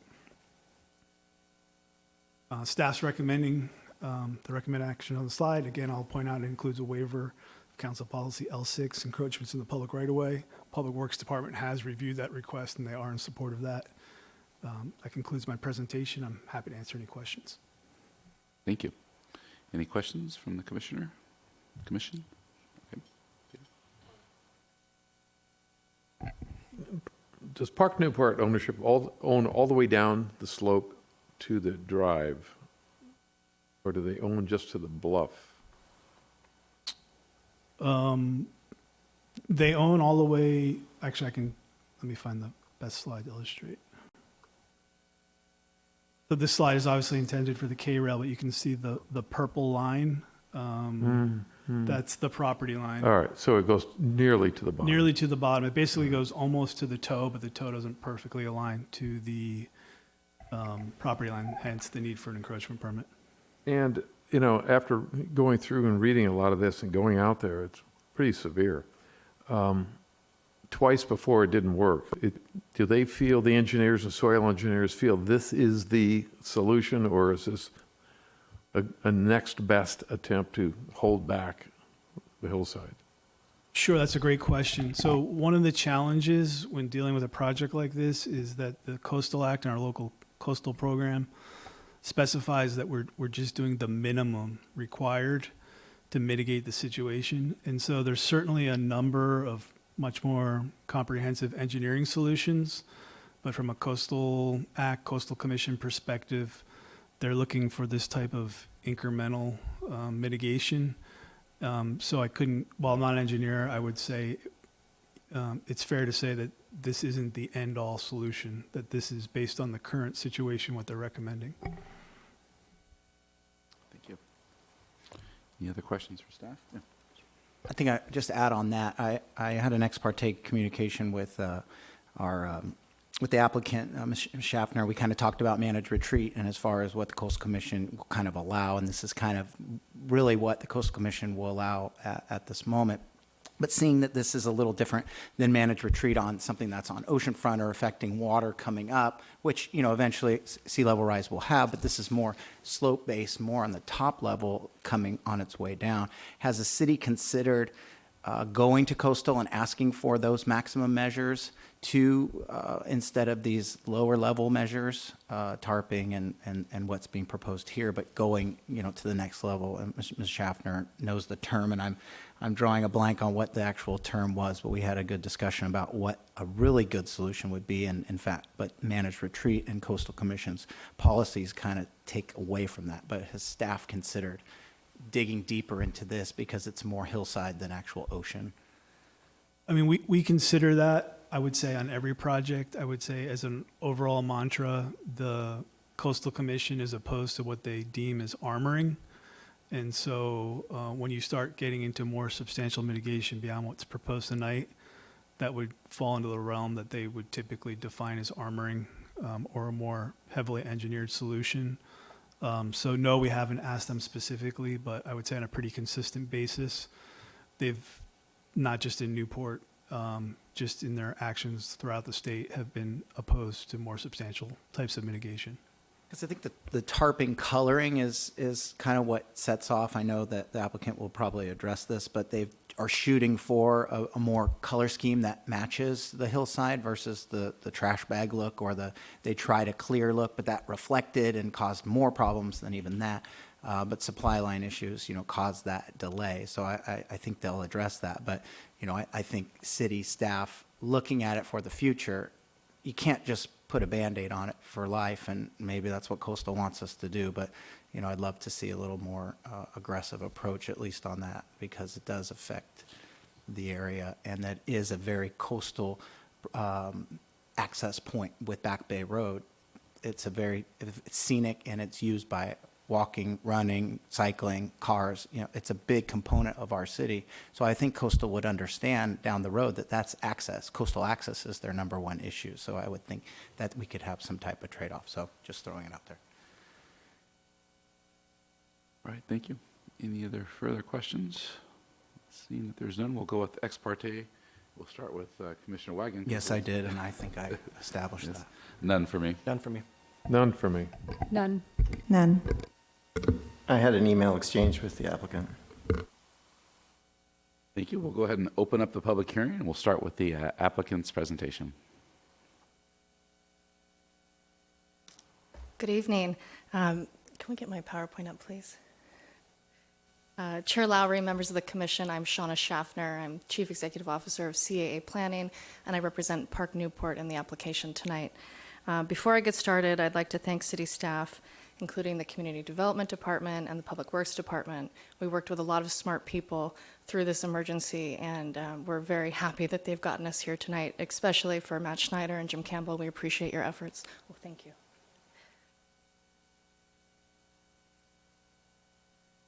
Okay, so I'll try not to be too repetitive. Matt did a great job, but here is the Park Newport. It is located atop a bluff along the western and southern sides of the property. Back Bay Drive is located at the toe of the slope along the western property boundary, and as we've established, the property line is upslope a little bit, not quite at the flat area of the road. Again, the site was developed in 1969, which is pre-Coastal Act. There are 1,300 apartments with a wide variety of ancillary improvements. There is a history of landslides and rockfalls along the coastal bluffs, with slope failures occurring in years with long duration or high-intensity rainfall. There are geotechnical evaluations going back to 1969, and the project geotechnical engineer has been working on this property for more than 25 years. In the 70s, a timber pile wood lagging retaining wall was installed, and in the late 90s, 2 different soldier pile walls were installed to protect existing development. Those areas in green are the development that was protected by those past actions. In June of 2020, there was a large landslide. The failure resulted in the exposure of about a 10-foot high vertical scarp, which is pretty dramatic. There was substantial and ongoing rockfall as a result of the landslide. The rockfall created a hazard to pedestrians and vehicles below, and there was an emergency closure of Back Bay Drive. It was closed to vehicular access from June of 2020 to April of 2021. Here are some images of that landslide. Here's one from up on the bluff. You can kind of see the area that came down. Tonight, we are requesting a CDP to encapsulate the emergency CDPs that were already issued by the city to include steel mesh, annual tarping, and K-rail placement, and also CDP to include soldier piles to protect 2 residential buildings on the property. As part of the emergency CDP, a roughly 40 to 60 foot wide by 58 foot high steel mesh system was installed on the upper portion of the bluff where the future failures were deemed to be most likely. The purpose was to reduce the rockfall onto Back Bay Drive and to allow for the reopening of the road. And then here you can see another view of that scarp, and then here I've just kind of colored in so you can see where the steel mesh was installed. It's in this uppermost area, and it's preventing rocks from falling down onto the roadway. Annual tarping is something that's been ongoing for the past 25 years, but we decided it would be a very good idea to formalize that in this emergency permit. As staff explained, we proposed to do it during the rainy season. It is a key component that our geotechnical engineer recommended to help prevent erosion along the areas that are already pretty significantly eroded, and there's no vegetation to kind of help it. We saw an email from a concerned resident that I think has a pretty prominent view of this site, and I spoke with her today. We are committed to trying to find a neutral colored commercial grade visqueen or applying some sort of camouflage material on top of the visqueen. Right now, the commercial grade visqueen is only available in clear and black. The clear is highly reflective, so the black is what has been installed many, many years. But we're trying to see if we can custom make one or, again, have a camouflage kind of approach on top so that the black is not as prominent. The K-rail placement, there are 3 long sections of K-rail placement. The K-rail is there to prevent the smaller rocks and the dirt that just sloughs off from getting onto Back Bay Drive. Again, the K-rail is not located in the roadway. It doesn't encroach to the roadway. It encroaches into the right-of-way. And so that is why we need a waiver consistent with City Council Policy L6 for this encroachment. Now, the new component of the project are the drilled soldier piles. We are proposing 2 separate sections of drilled soldier piles, one approximately 150 foot in length and one about 200 feet in length. The soldier piles are drilled in a manner that is conventional drilling. A crane then lowers concrete and rebar down into the hole.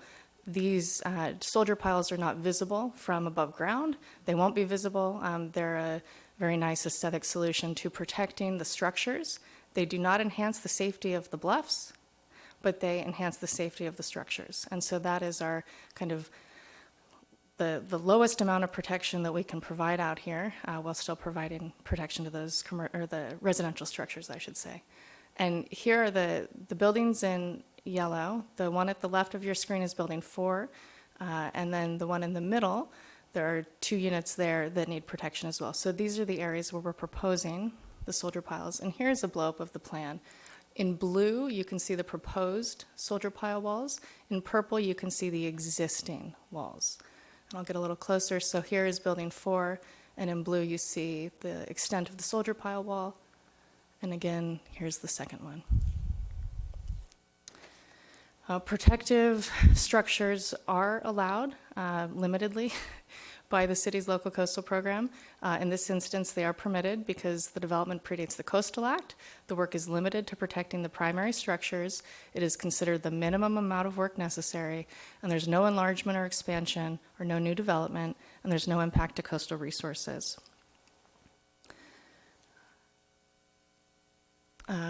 In our analysis, we evaluated a range of project alternatives. We looked at, instead of tarps, putting shotcrete on the bluffs. Shotcrete can be done in a really tasteful way that matches the color of the bluff. After a while, you don't even know it's there. It's done throughout the coast. This is no longer a popular option with the Coastal Commission, and I do not think it is consistent with the city's certified LCP. And it is not something that we think we could get approved either locally or at the Commission on Appeal. We also looked at, other measures that would provide enhanced slope stability, but found that those were not the least environmentally damaging alternatives. And so the project that we've presented, we think, is most responsive to the city's LCP requirements.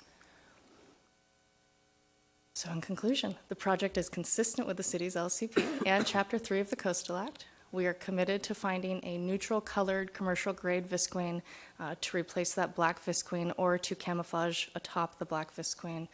And we believe that the findings can be made for issuance of the CDP and also for the encroachment waiver consistent with City Council Policy L6. Tonight, we're requesting that you approve the CDP 2021-001 for the rockfall mitigation and the primary structure protection and waive the encroachment consistent with City Council Policy L6. I'm available for any questions. Thank you very much. Thank you. Any questions? Vice Chair Kleiman. Before you said, sorry, it's really just one simple question.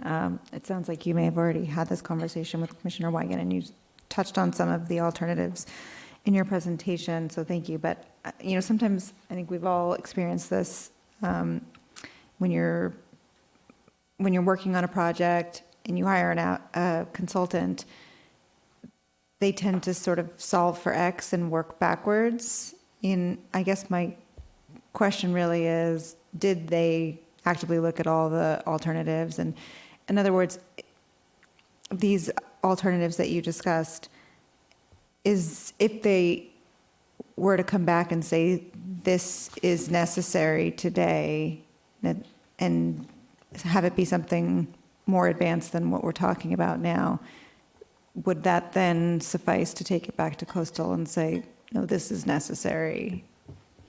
Does that make sense? I'm not sure that I understand your question. Is it that you're concerned about us coming back in the future for additional improvements? No, I mean, I think everybody can agree that something needs to be done, and certainly it sounds like there's been plenty of consideration of doing more. And what I'm saying is, if the consultants who were hired to do the analysis were to come back and say, this is what's minimally necessary, or this needs to be done in order to mitigate this today, if that would then satisfy the requirements of coastal to take this a little bit further instead of just trying to put Band-Aids on it. I'm sure you've analyzed all this, and this is not my area of expertise. I'm not a geosoils technician, but... and thankfully, neither am I. But what I will say is the geotechnical engineer has been on property for 25 years. We have over 100 geotechnical evaluations.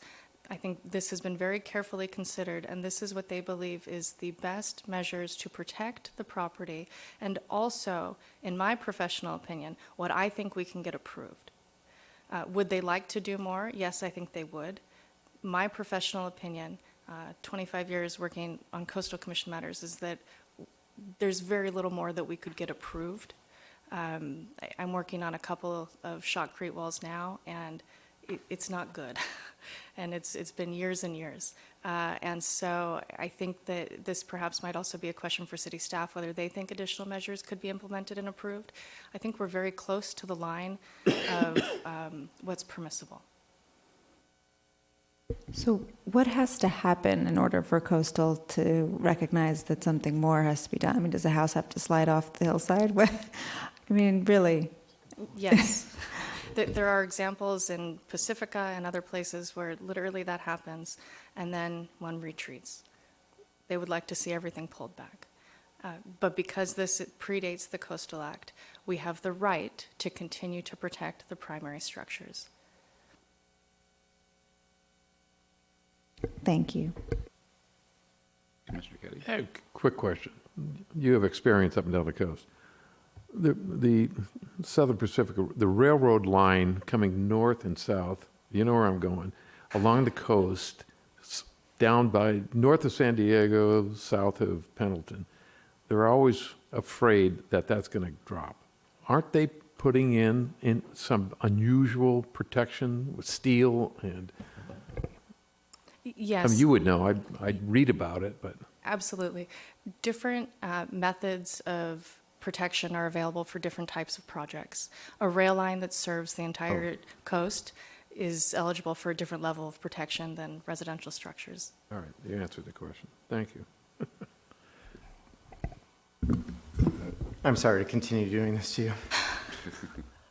But it's true that there have been materials, especially in San Clemente, that they have used the shotcrete along the space that I know you know what I'm talking about.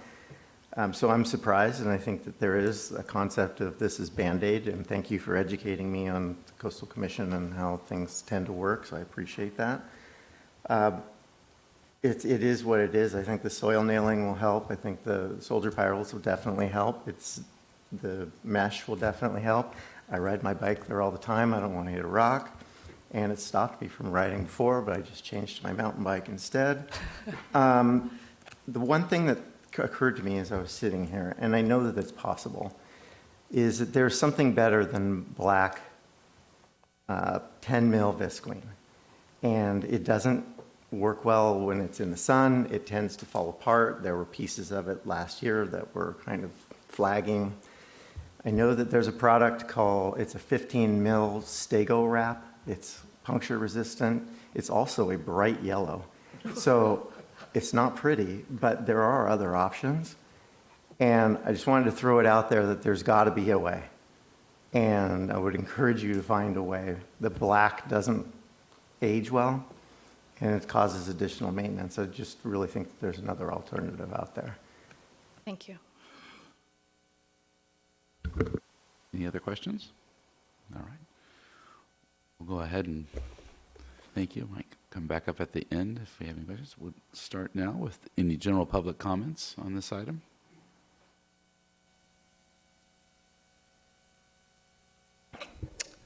Chair Lowry, members of the commission, my name is Jim Mosier.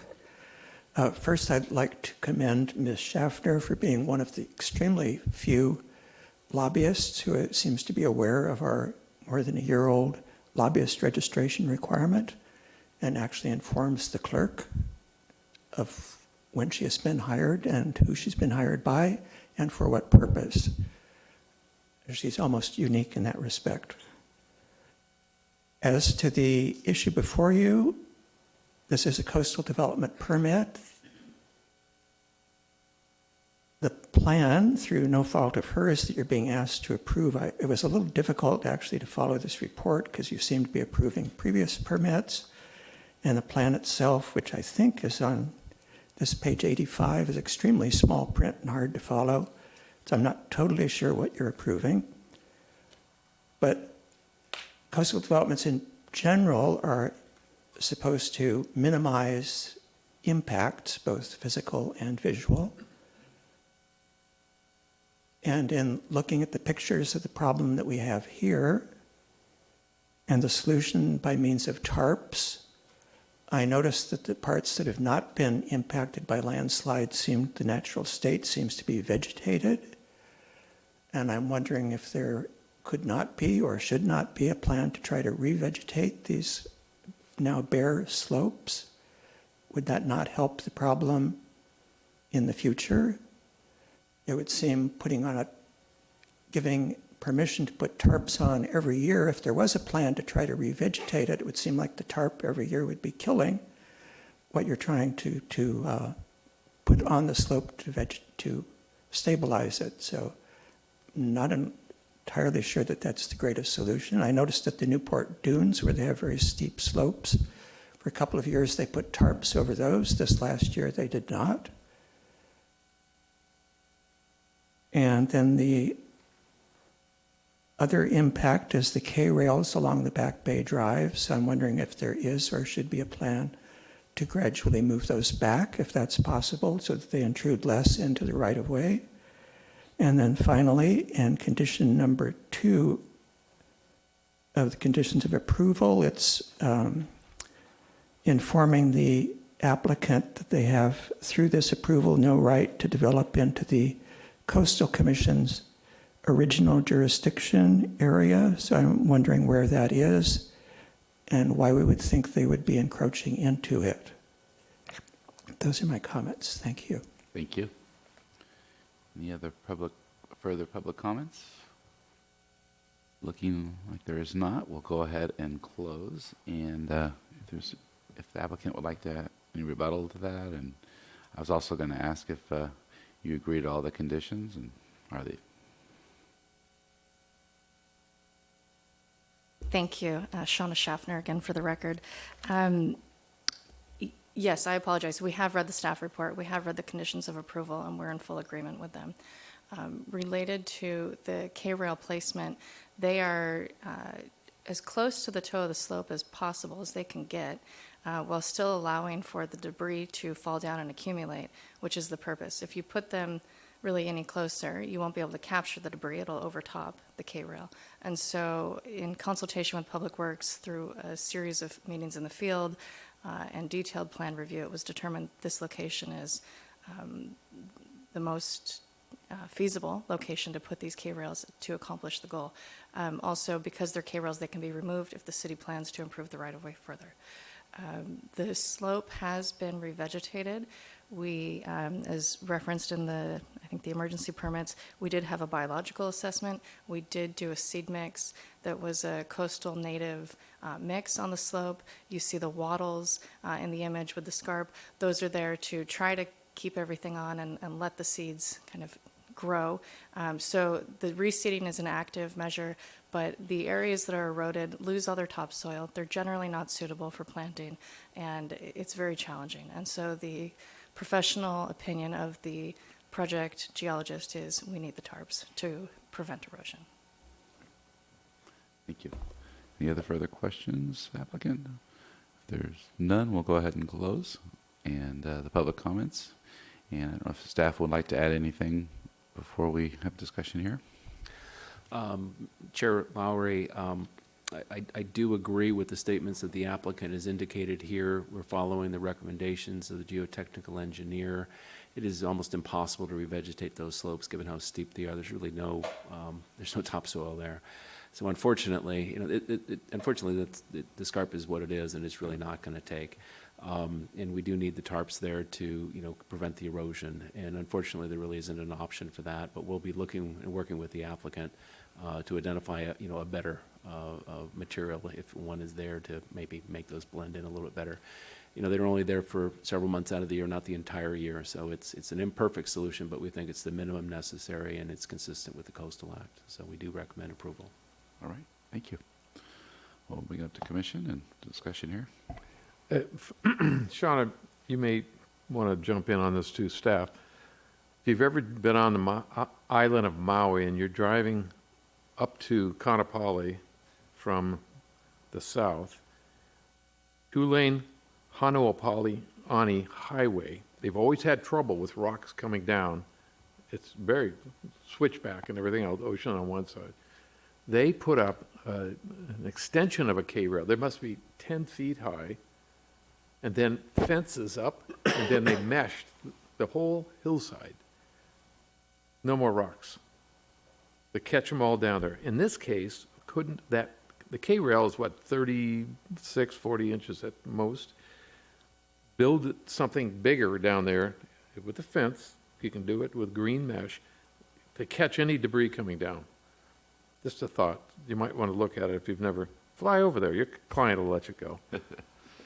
It's well worth seeing or calling the county of Maui and ask them how they did that. Just a thought. Protect the driveway. Chair Lowry, Commissioner Kenning, you know, we do understand that there are a variety of other techniques that could be utilized here. Caltrans uses much larger walls and steel and cable up in mountainsides and what have you, and the Hawaii, and I've been on that highway that you're mentioning, and I've seen those. You know, we're trying to balance really kind of the effectiveness of mitigating the rock fall with the aesthetics, and so we want to work with this, and we'll clean out, the applicant would be required to clean out behind those K-rails. Obviously, we monitor the roadway and we clear it where necessary. You know, obviously in the future, when we will have additional erosion, there may need to be additional items installed in the future, and that'll be for a future coastal development permit. All right. Commissioner Elmore? Yeah, I think the applicant did a very thorough job. I'll make a motion to move this item forward, PA 2021-099. I'll second.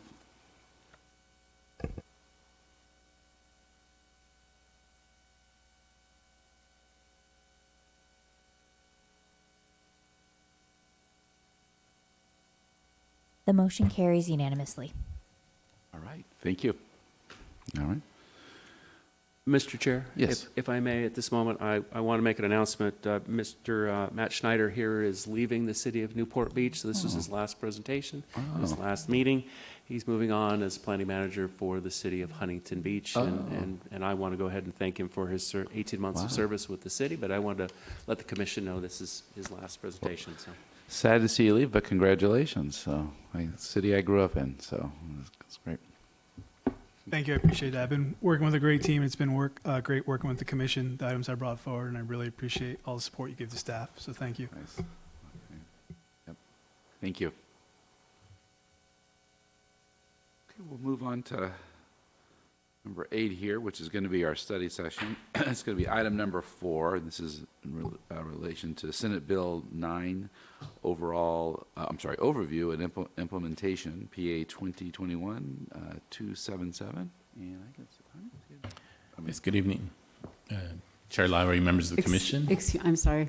We do have a recusal on this item with Commissioner Rosine as a source of income potentially based on his employment. So okay. we could just hang on one second. Okay. We will. Thank you. I don't need to add to that. Appreciate that. We get both Ben and Jaime tonight. We get double, double billing here. We'll see you.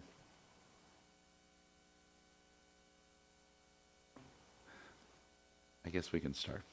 Okay. Yeah. You have to be like 50 feet away from the building. I guess we can. Okay, good evening. I'm Jaime Murillo, principal planner, and I'm sharing the spotlight with senior planner Ben Zadiba here, so we're going to tag team on this presentation. But the study session is essentially going to be a primer to the next Planning Commission meeting where staff will bring forward some draft regulations to implement Senate Bill 9. And that'll be the formal review for the Planning Commission and your recommendation. But it is a complicated bill, and so we just wanted to take this opportunity to ensure that we can provide a thorough overview for your understanding. So Senate Bill 9 was enacted last year and became effective January 1st, 2022. And this was adopted in response to the housing crisis that's going on in the state. And it does apply only to single-family zone properties. So any family or any lot that allows for single-family use, Senate Bill 9 applies to. There's 2 components of the law that can work individually or can work together. And so the first component is what we're kind of identifying as SB 9 housing developments. And this is where you can have, or the city has to allow for 2-unit developments on a single lot. And that works also in conjunction with accessory dwelling units. So in addition to these 2 dwelling units, we'd have to permit accessory dwelling units would also be permitted. And I'll go through different scenarios. The second component of the law is what we're calling urban lot splits. And this is where the city has to allow for the ministerial approval of the subdivision of 1 lot into 2 lots. And these 2 can work together. So you can have an instance of a single family lot that gets split into 2. And each of those lots can have 2 dwelling units on it. There's a number of exclusions under the law. So properties that are environmentally sensitive, such as property has wetlands or conservation areas or habitat areas, those would be excluded. Properties that are within a historic district or historic site would be excluded. The city does not have any historic districts. There is an anti-displacement protections within the law. So any property that's currently used for rental housing or that has affordable housing covenants or is rent controlled would not be eligible for this SB 9 housing opportunity.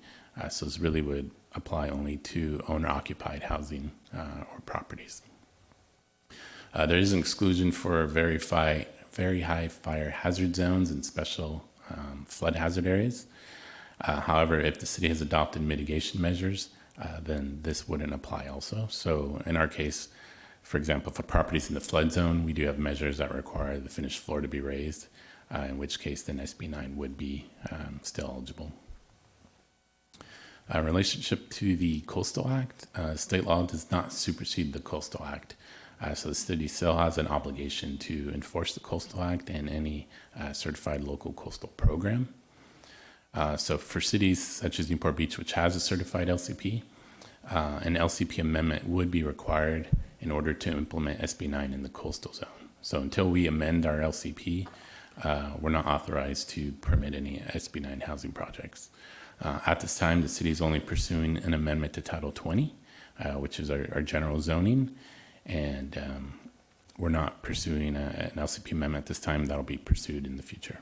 So until that LCP amendment is adopted, an SB 9 project would not be approvable within the coastal zone.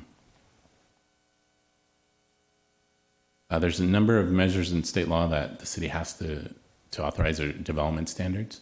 So in relationship to setbacks, any SB 9 housing development, the city has to allow for reduced setbacks of 4 feet for side and rear setbacks. The city can also or cannot enforce any development standard that would preclude the development of at least 2 800 square foot dwelling units. So that's the very minimum that the city has to authorize. There is reduced parking standards, so only 1 parking space would be required unless it's within an area of the city that meets some transit-rich definitions. So high-quality transit corridor or an intersection of 2 high-frequency bus stops. Additionally, state law actually mandates that any SB 9 housing development actually be prohibited from being used as short-term rentals. In relationship to the urban lot split component of the law, state law does require that the city approve this as a ministerial review process, which means we can't hold a public hearing. So normally a parcel map to subdivide a lot would be reviewed through a parcel map through the zoning administrator. But in this case, it would have to be an administrative review by staff. The minimum lot size is no less than 1,200 square feet. So in this example, you can see an example 3,000 square foot lot could be subdivided into 2 smaller lots. And as long as it's no smaller than 1,200 square feet, we would have to permit that. The other provision is that 1 lot can't be less than 40% of the original lot size. State law does require that the city obtain an affidavit from the property owner stating that they do intend to live on the property for the next 3 years. And with the adoption of an ordinance, the city can require no more than 2 units on each lot after an urban lot split, and that would include an ADU. The city is precluded from conditioning the project to require right-of-way dedications or off-site improvements like we normally would through a parcel map. And another provision in the law is that you can't do an urban lot split twice. You can't double down and keep splitting that same lot smaller and smaller. So once you do an urban lot split, that would be the extent of any future lot splits. And there is provision in the law that an applicant or property owner can't subdivide 2 adjoining lots. So this is really to protect like an investor or a developer from approaching different property owners on the street and subdividing all the lots on the street. So that's a protection in place. So I just want to share a couple kind of hypothetical scenarios that could happen under SB 9. So this is an example of a single family house on the lot. This is a case where the existing house would remain and then a second unit would be built on that property. So without the urban lot split, they would still have the opportunity to add up to 2 detached ADUs in conjunction with this new multi-unit development for a total of 4 units on this 1 lot. This is an example of a property owner taking advantage of the urban lot split component. So in this example, they would retain their existing unit, subdivide the lots into 2. That existing unit remains, and the property owner could add an ADU to their existing property for 2 units in that front lot. And then on the back property, they can add 2 separate units. And so with an ordinance, we can restrict the total development to no more than 4 units total.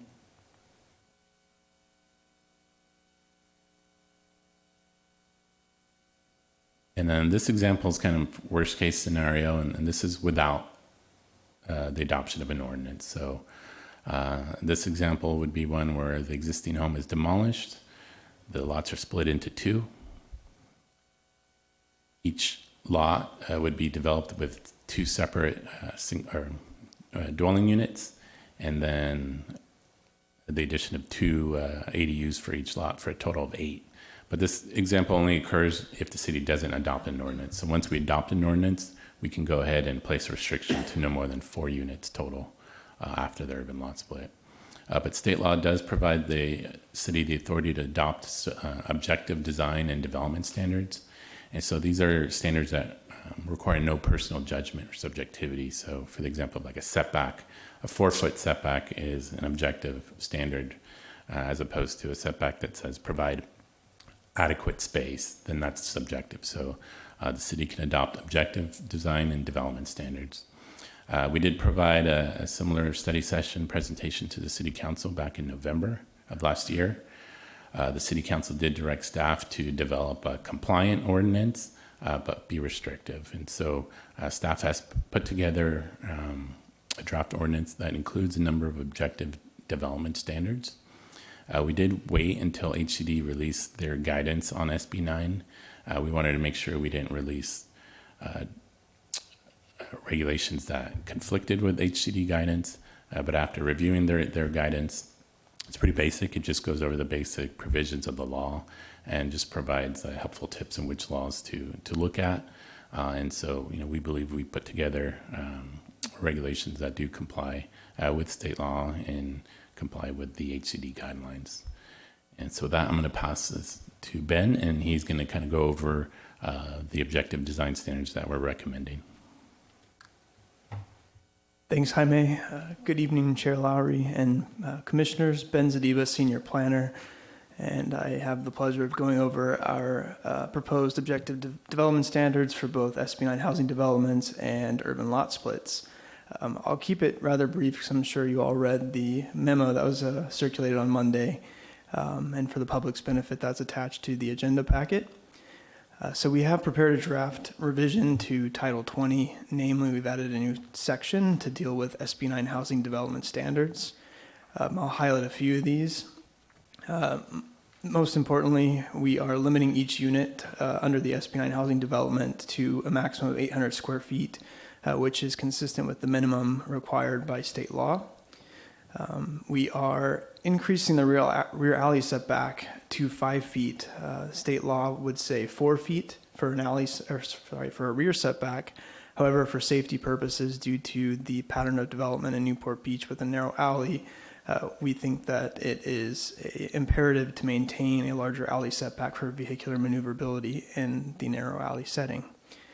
Also, prohibiting condominiums, so that is a important note in this case, so you wouldn't have separate ownership of SB 9 housing developments on a singular lot.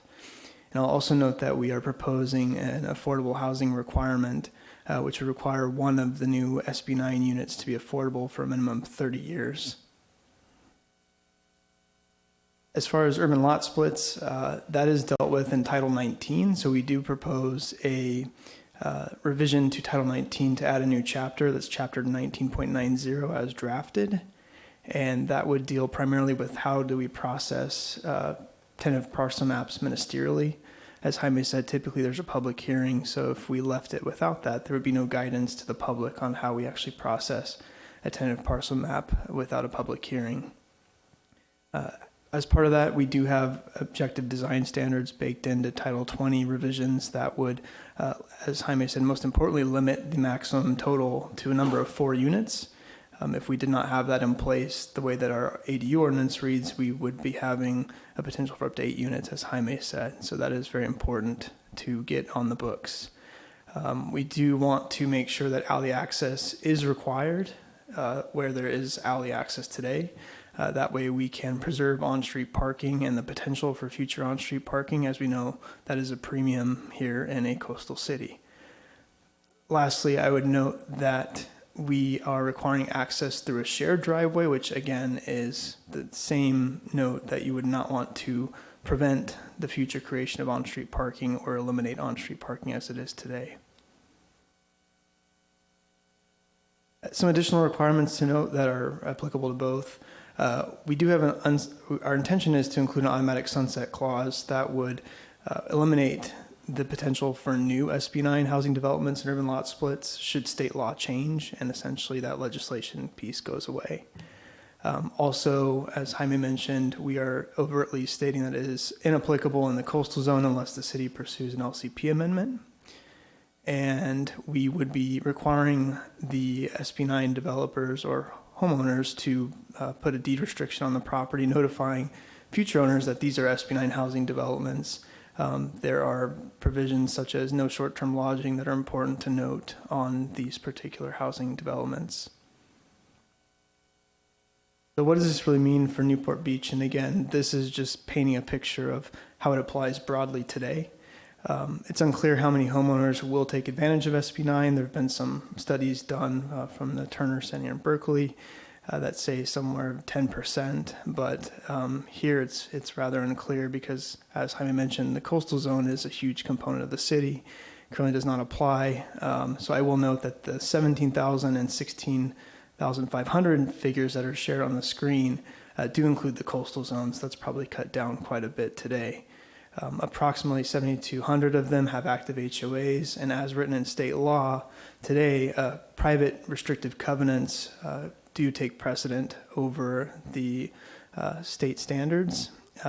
Obviously, that's subject to change in the future, just like we've seen with ADUs, where new legislation comes on the books to change all of this.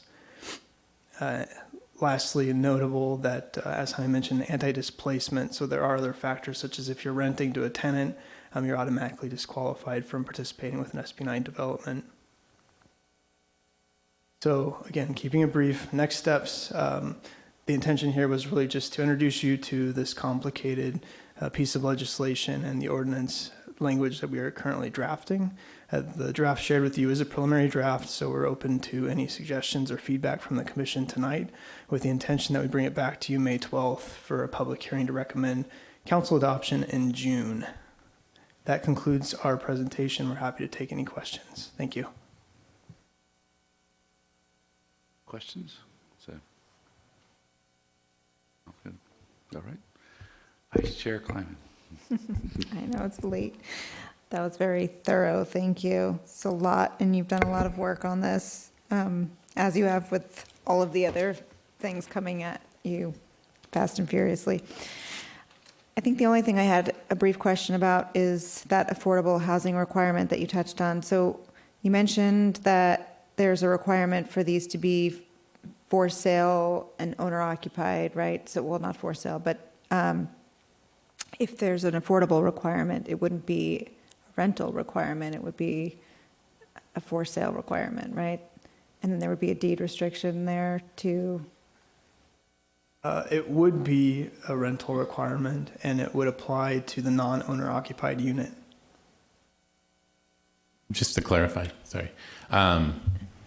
So the eligibility criteria to be able to do an SB9 project is that the property has to be owner occupied or not being used as a rental. But once you do the project, so if you do a SB9 project, you can make, let's say that owner stays in the primary unit, that second unit that's allowed on that property, we would be requiring that that second unit be preserved, if used as a rental, affordable for 30 years. So the requirement is just at the time of application that the owner of the property is residing on the property in order to take advantage. Correct. And we do have one of the standards, if they do an SB9 housing project, is that the property has to be owner occupied. So at all times there should be an owner occupied unit. And so it's really that second unit that's allowed on the property is what we would be requiring to be made affordable as an affordable rental. Sounds like an enforcement nightmare. And then secondarily, you mentioned the short-term lodging. So if somebody applies to take advantage of SB9 and currently has a short-term lodging permit, that immediately goes away. They have to give that up. Yes. And then just to clarify as well, currently under the city's short-term lodging regulations, single-family properties are not eligible for short-term lodging. So there's only a few grandfathered properties out there. So generally, this shouldn't really actually come up very often. But in that unique case where it is a grandfathered property, they would have to give up their permit. Because those are mostly the R2. Yeah. Right. Okay. Thank you. So just to touch on short-term lodging, is there any protection on residential care facilities occurring at any of these? No, so there's nothing in the proposed regulations. However, depending on the type of residential care, if it's 6 or fewer license, we have to treat those as any other single housekeeping unit. Because you could qualify that kind of short-term lodging. So just, curious if that is kind of in the same equation to it because it's not permanent, it's temporary. And maybe Yolanda would Yeah, probably need to study it a little bit more than what I'm bringing up now, but is Well, that? we would treat a residential care facility as a single housekeeping unit, and so I would not liken short-term lodging with a residential care facility. I think those are two separate. We wouldn't even treat a residential care facility as kind of a use for this purposes. We're just strictly focusing on whether an additional unit could be. So they could be created. allowable then? They would have to go through the process that's, I think, in 20.52 to obtain approvals for a residential care facility.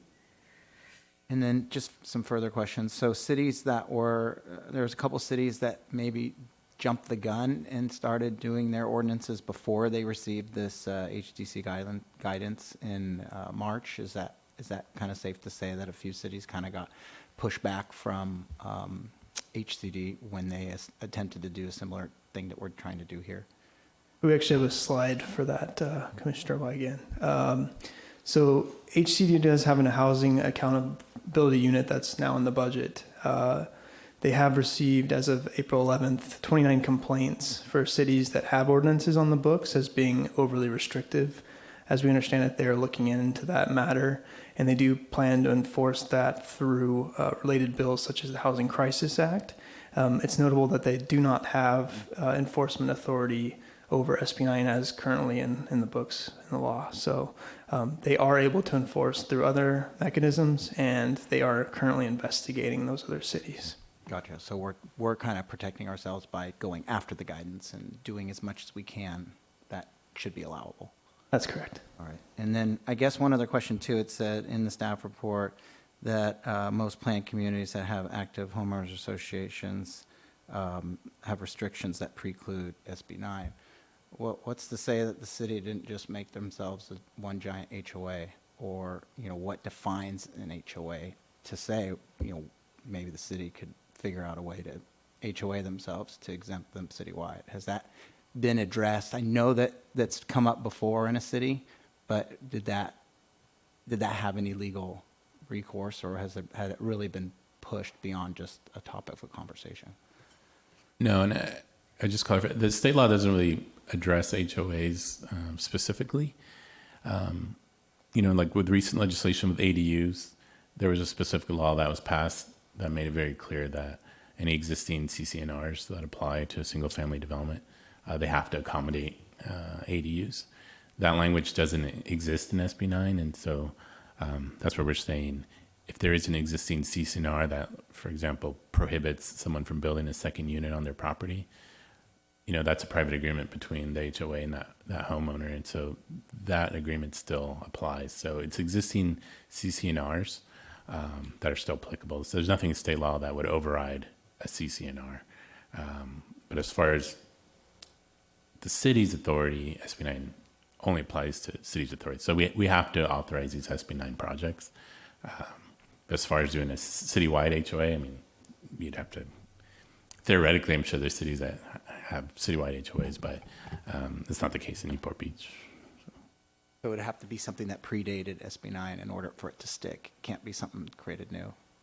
I think, I think you need a common interest development application in order to get to the point where you would have an HOA kind of managing on an overall level all the properties. So for fee owners, I don't think it's feasible to consider that. It would have to be part of a common interest development. Gotcha. And then I'll go on a different topic on the bus stuff that you'd meant on intersection. You'd said high quality traffic intersections.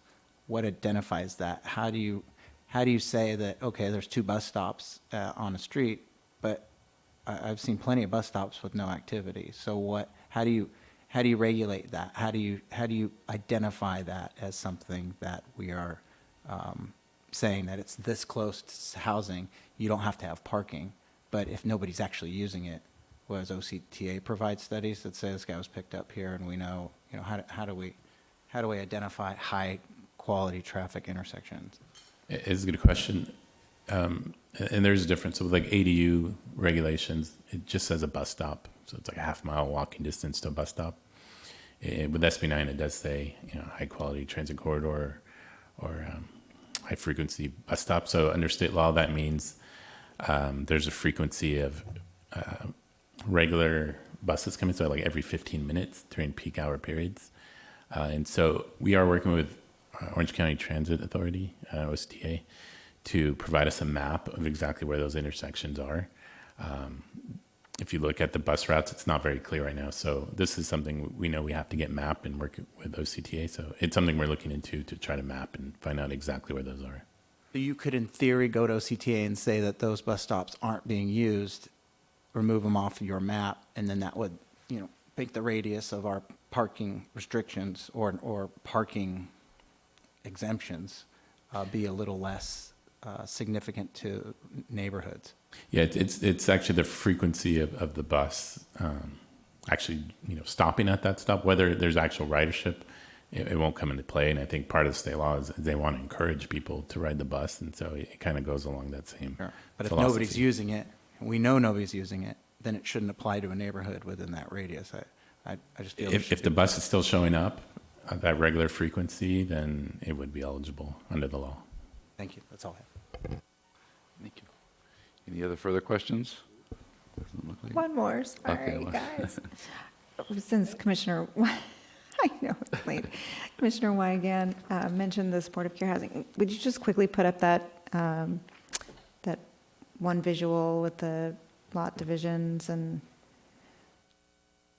I think it was the previous, so my question, again, since he brought that up, is if each one of these new units becomes a supportive care facility with 6 or fewer, so let's say 6, the maximum allowed without having to go through city approval, but just through the state process. And then 1 unit remains the primary residence. In theory, you've got 18 people living there in addition to whoever's living in the primary residence. Am I making sense? Sorry, I'm not following your question. So you have the primary residence, and then you have potentially up to 3 new units in addition. Each one of those can become a supportive care facility and could potentially, if there's space, house 6 people with an application through the state. I think, just if I may, for purposes of SB9, and I recognize that this is a hot topic, a hot issue currently, but we're talking really about creating units, developing units, and then a totally separate and distinct process that somebody would have to potentially go through is either through a state licensing process and or through, the city's application process. So I want to be sure to parse out kind of the development of residential units versus potential residential care facilities coming into the city. And again, I recognize it's a sensitive issue, but I think that those are 2 separate and distinct issues here. If I could just chime in, you can have 2 different types. You can have licensed, which maybe Commissioner Kliman's talking about, but you could also have unlicensed, where 6 or fewer can live per household. So I think she's just asking, if there was a non-licensed facility, which can be considered a family unit without licensing, you could, in theory, have 6, 6, and 6 on that property, plus the owner-occupied tenant. That, I think, is what she's asking. And is that just, I think she's just asking for clarification. Is that correct? I think that's a totally different code amendment that this body will review and consider shortly, but it's not part of the code amendments that we're considering today. Thanks. No further questions? Appreciate that. And we have a study session, so we still do public comments, correct? Yeah, okay.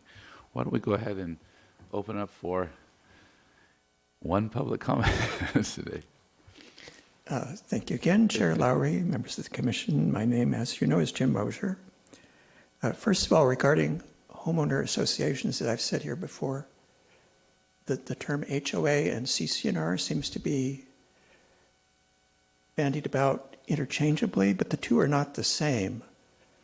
I live on a little cul-de-sac which was subdivided in 1959, and each lot on that cul-de-sac is deed restricted through the CCNRs to only allow the development of a single family home and garage with no goats in the front yard. So is it city staff's belief then that even if we had the ordinance saying I could do these SB 9 things, somebody could sue me if I tried to do it? Because, and we've also heard the city doesn't get into CCNRs, but somebody could privately sue me for doing that, even though the city said it's okay. Is that our understanding? Because my lot is deed restricted to a single family home. My lot also is in the coastal zone, so perhaps I should be pleased to hear that we're not allowing any of this in the coastal zone, but I have to wonder, can the city permanently stall on that and never enact anything for the coastal zone? Or the absence of any allowance for this in the coastal zone, does that mean we go to the default worst case of the state law prevailing in the coastal zone, where my neighbor could put 8 units on their lot because we have no city ordinance applying to that? And then the final confusion I have is about the ministerial approval of the lot split. And when I tried to read the proposed code, it seemed to say, and I think I heard here, that although it's ministerial, it's going to a hearing so the public will know that the ministerial decision is going on, which I think is a positive thing, but I'm not sure what the hearing is about. If it's just considering facts and there is no discussion or discretion involved, I'm not sure I understand the purpose of the hearing, except to give the people a right to appeal, that the objective standard has been misapplied in some way. But then I read the code, only the appellant or the applicant can appeal that ministerial decision. Presumably, if you're the applicant, you would only appeal a denial of it. And if I'm understanding that correctly, that seems very lopsided to me, because a neighbor who's going to be impacted by that may think that the approval was incorrect and the objective standards were not correctly applied or something was misrepresented. So why would only one be allowed? Why only denial could be appealed and not the approval? And I'm not exactly, again, understanding even why it's a public hearing, unless both sides could appeal. Thank you. Thank you. We'll go ahead and close the public hearing. And actually, that's an interesting point, and it's a legal point, probably not for major discussion tonight, but the point is, does a deed restriction act similar to a CCNR and under an HOA? I guess that's all can be argued out in court, I guess, in the future. It's pretty much the way it seems like it would be done. But Yeah, I mean, similar to the last application we've heard and other, 4400 Von Carmen comes to mind. I mean, we typically look at the code and evaluate whether the project complies with the code. You know, it's another matter to then evaluate whether it meets all the real property record requirements in there. So I think at this point, I think the answer would be that we would not evaluate the CCR on his property to determine whether it complies. and that private actions, whatever. Oh, yeah, happen there. Okay. All right. If there's no further comments, I guess we will move on and look forward to the May 12th presentation there. Good to get out in front of this. So it was very interesting. So, thank you. We'll go ahead and move on to section 9 here. Item 5, motion for reconsideration. There was no no's tonight, so I think we're good. Item number 6, report by Community Development Director or request for matters, which a Planning Commission member would like to be placed on a future agenda. Chair Lowry, I'll make this brief. So the housing element, I want to make a report on that. We did adopt the housing element submitted to the state. We did get a review letter from the state on the 11th of this month. And so we're evaluating that. It's a shorter list of comments, if you will, and we are going to be updating the housing element and then resubmitting it. We're also going to the City Council on the 26th for a study session to provide a status report to the council and to the community. So, stay tuned for that. We'll be providing that update. My sense is that we're close. We probably have another round of edits, and we hope to have it one last round of edits before it's adopted and then certified by the state. So I just want to provide that update. So next Tuesday afternoon at 4 o'clock, we'll have the study session. A couple of project updates. The 2510 West Coast Highway Mixed Use Project that you saw several months ago, the construction plans have been submitted, so that's moving forward. You might also recall the Harbor Point Senior Assisted Living up at Bristol and Bayview. It's called Clearwater at Newport now, Newport Beach. So that former restaurant's been demolished. They're going to be doing starting construction on that project here very soon. Lastly, the City Council did approve the 1300 Bristol Street project residences. That was the Purcern project that you saw several months ago. That was approved by the council last month. Lastly, we don't have a meeting on May 5th. We do have a meeting at 6:30 on May the 12th. We have a fairly full agenda. You've got the tentative agenda at your chairs, and we have no meeting on the 19th of May. So we have one meeting next month on the 12th. So we look forward to seeing all of you at that meeting. And that concludes my report. All right, thank you. And I'll just say to item number 7, I saw Jim's email earlier this week, so if people are looking for summer time off, I remember you had asked for, if we knew those plans, to let you know. So just to keep that in the back of your mind. If there's nothing else, I say we adjourn. All right. Yeah, there we go. Yeah, I was going to say, look at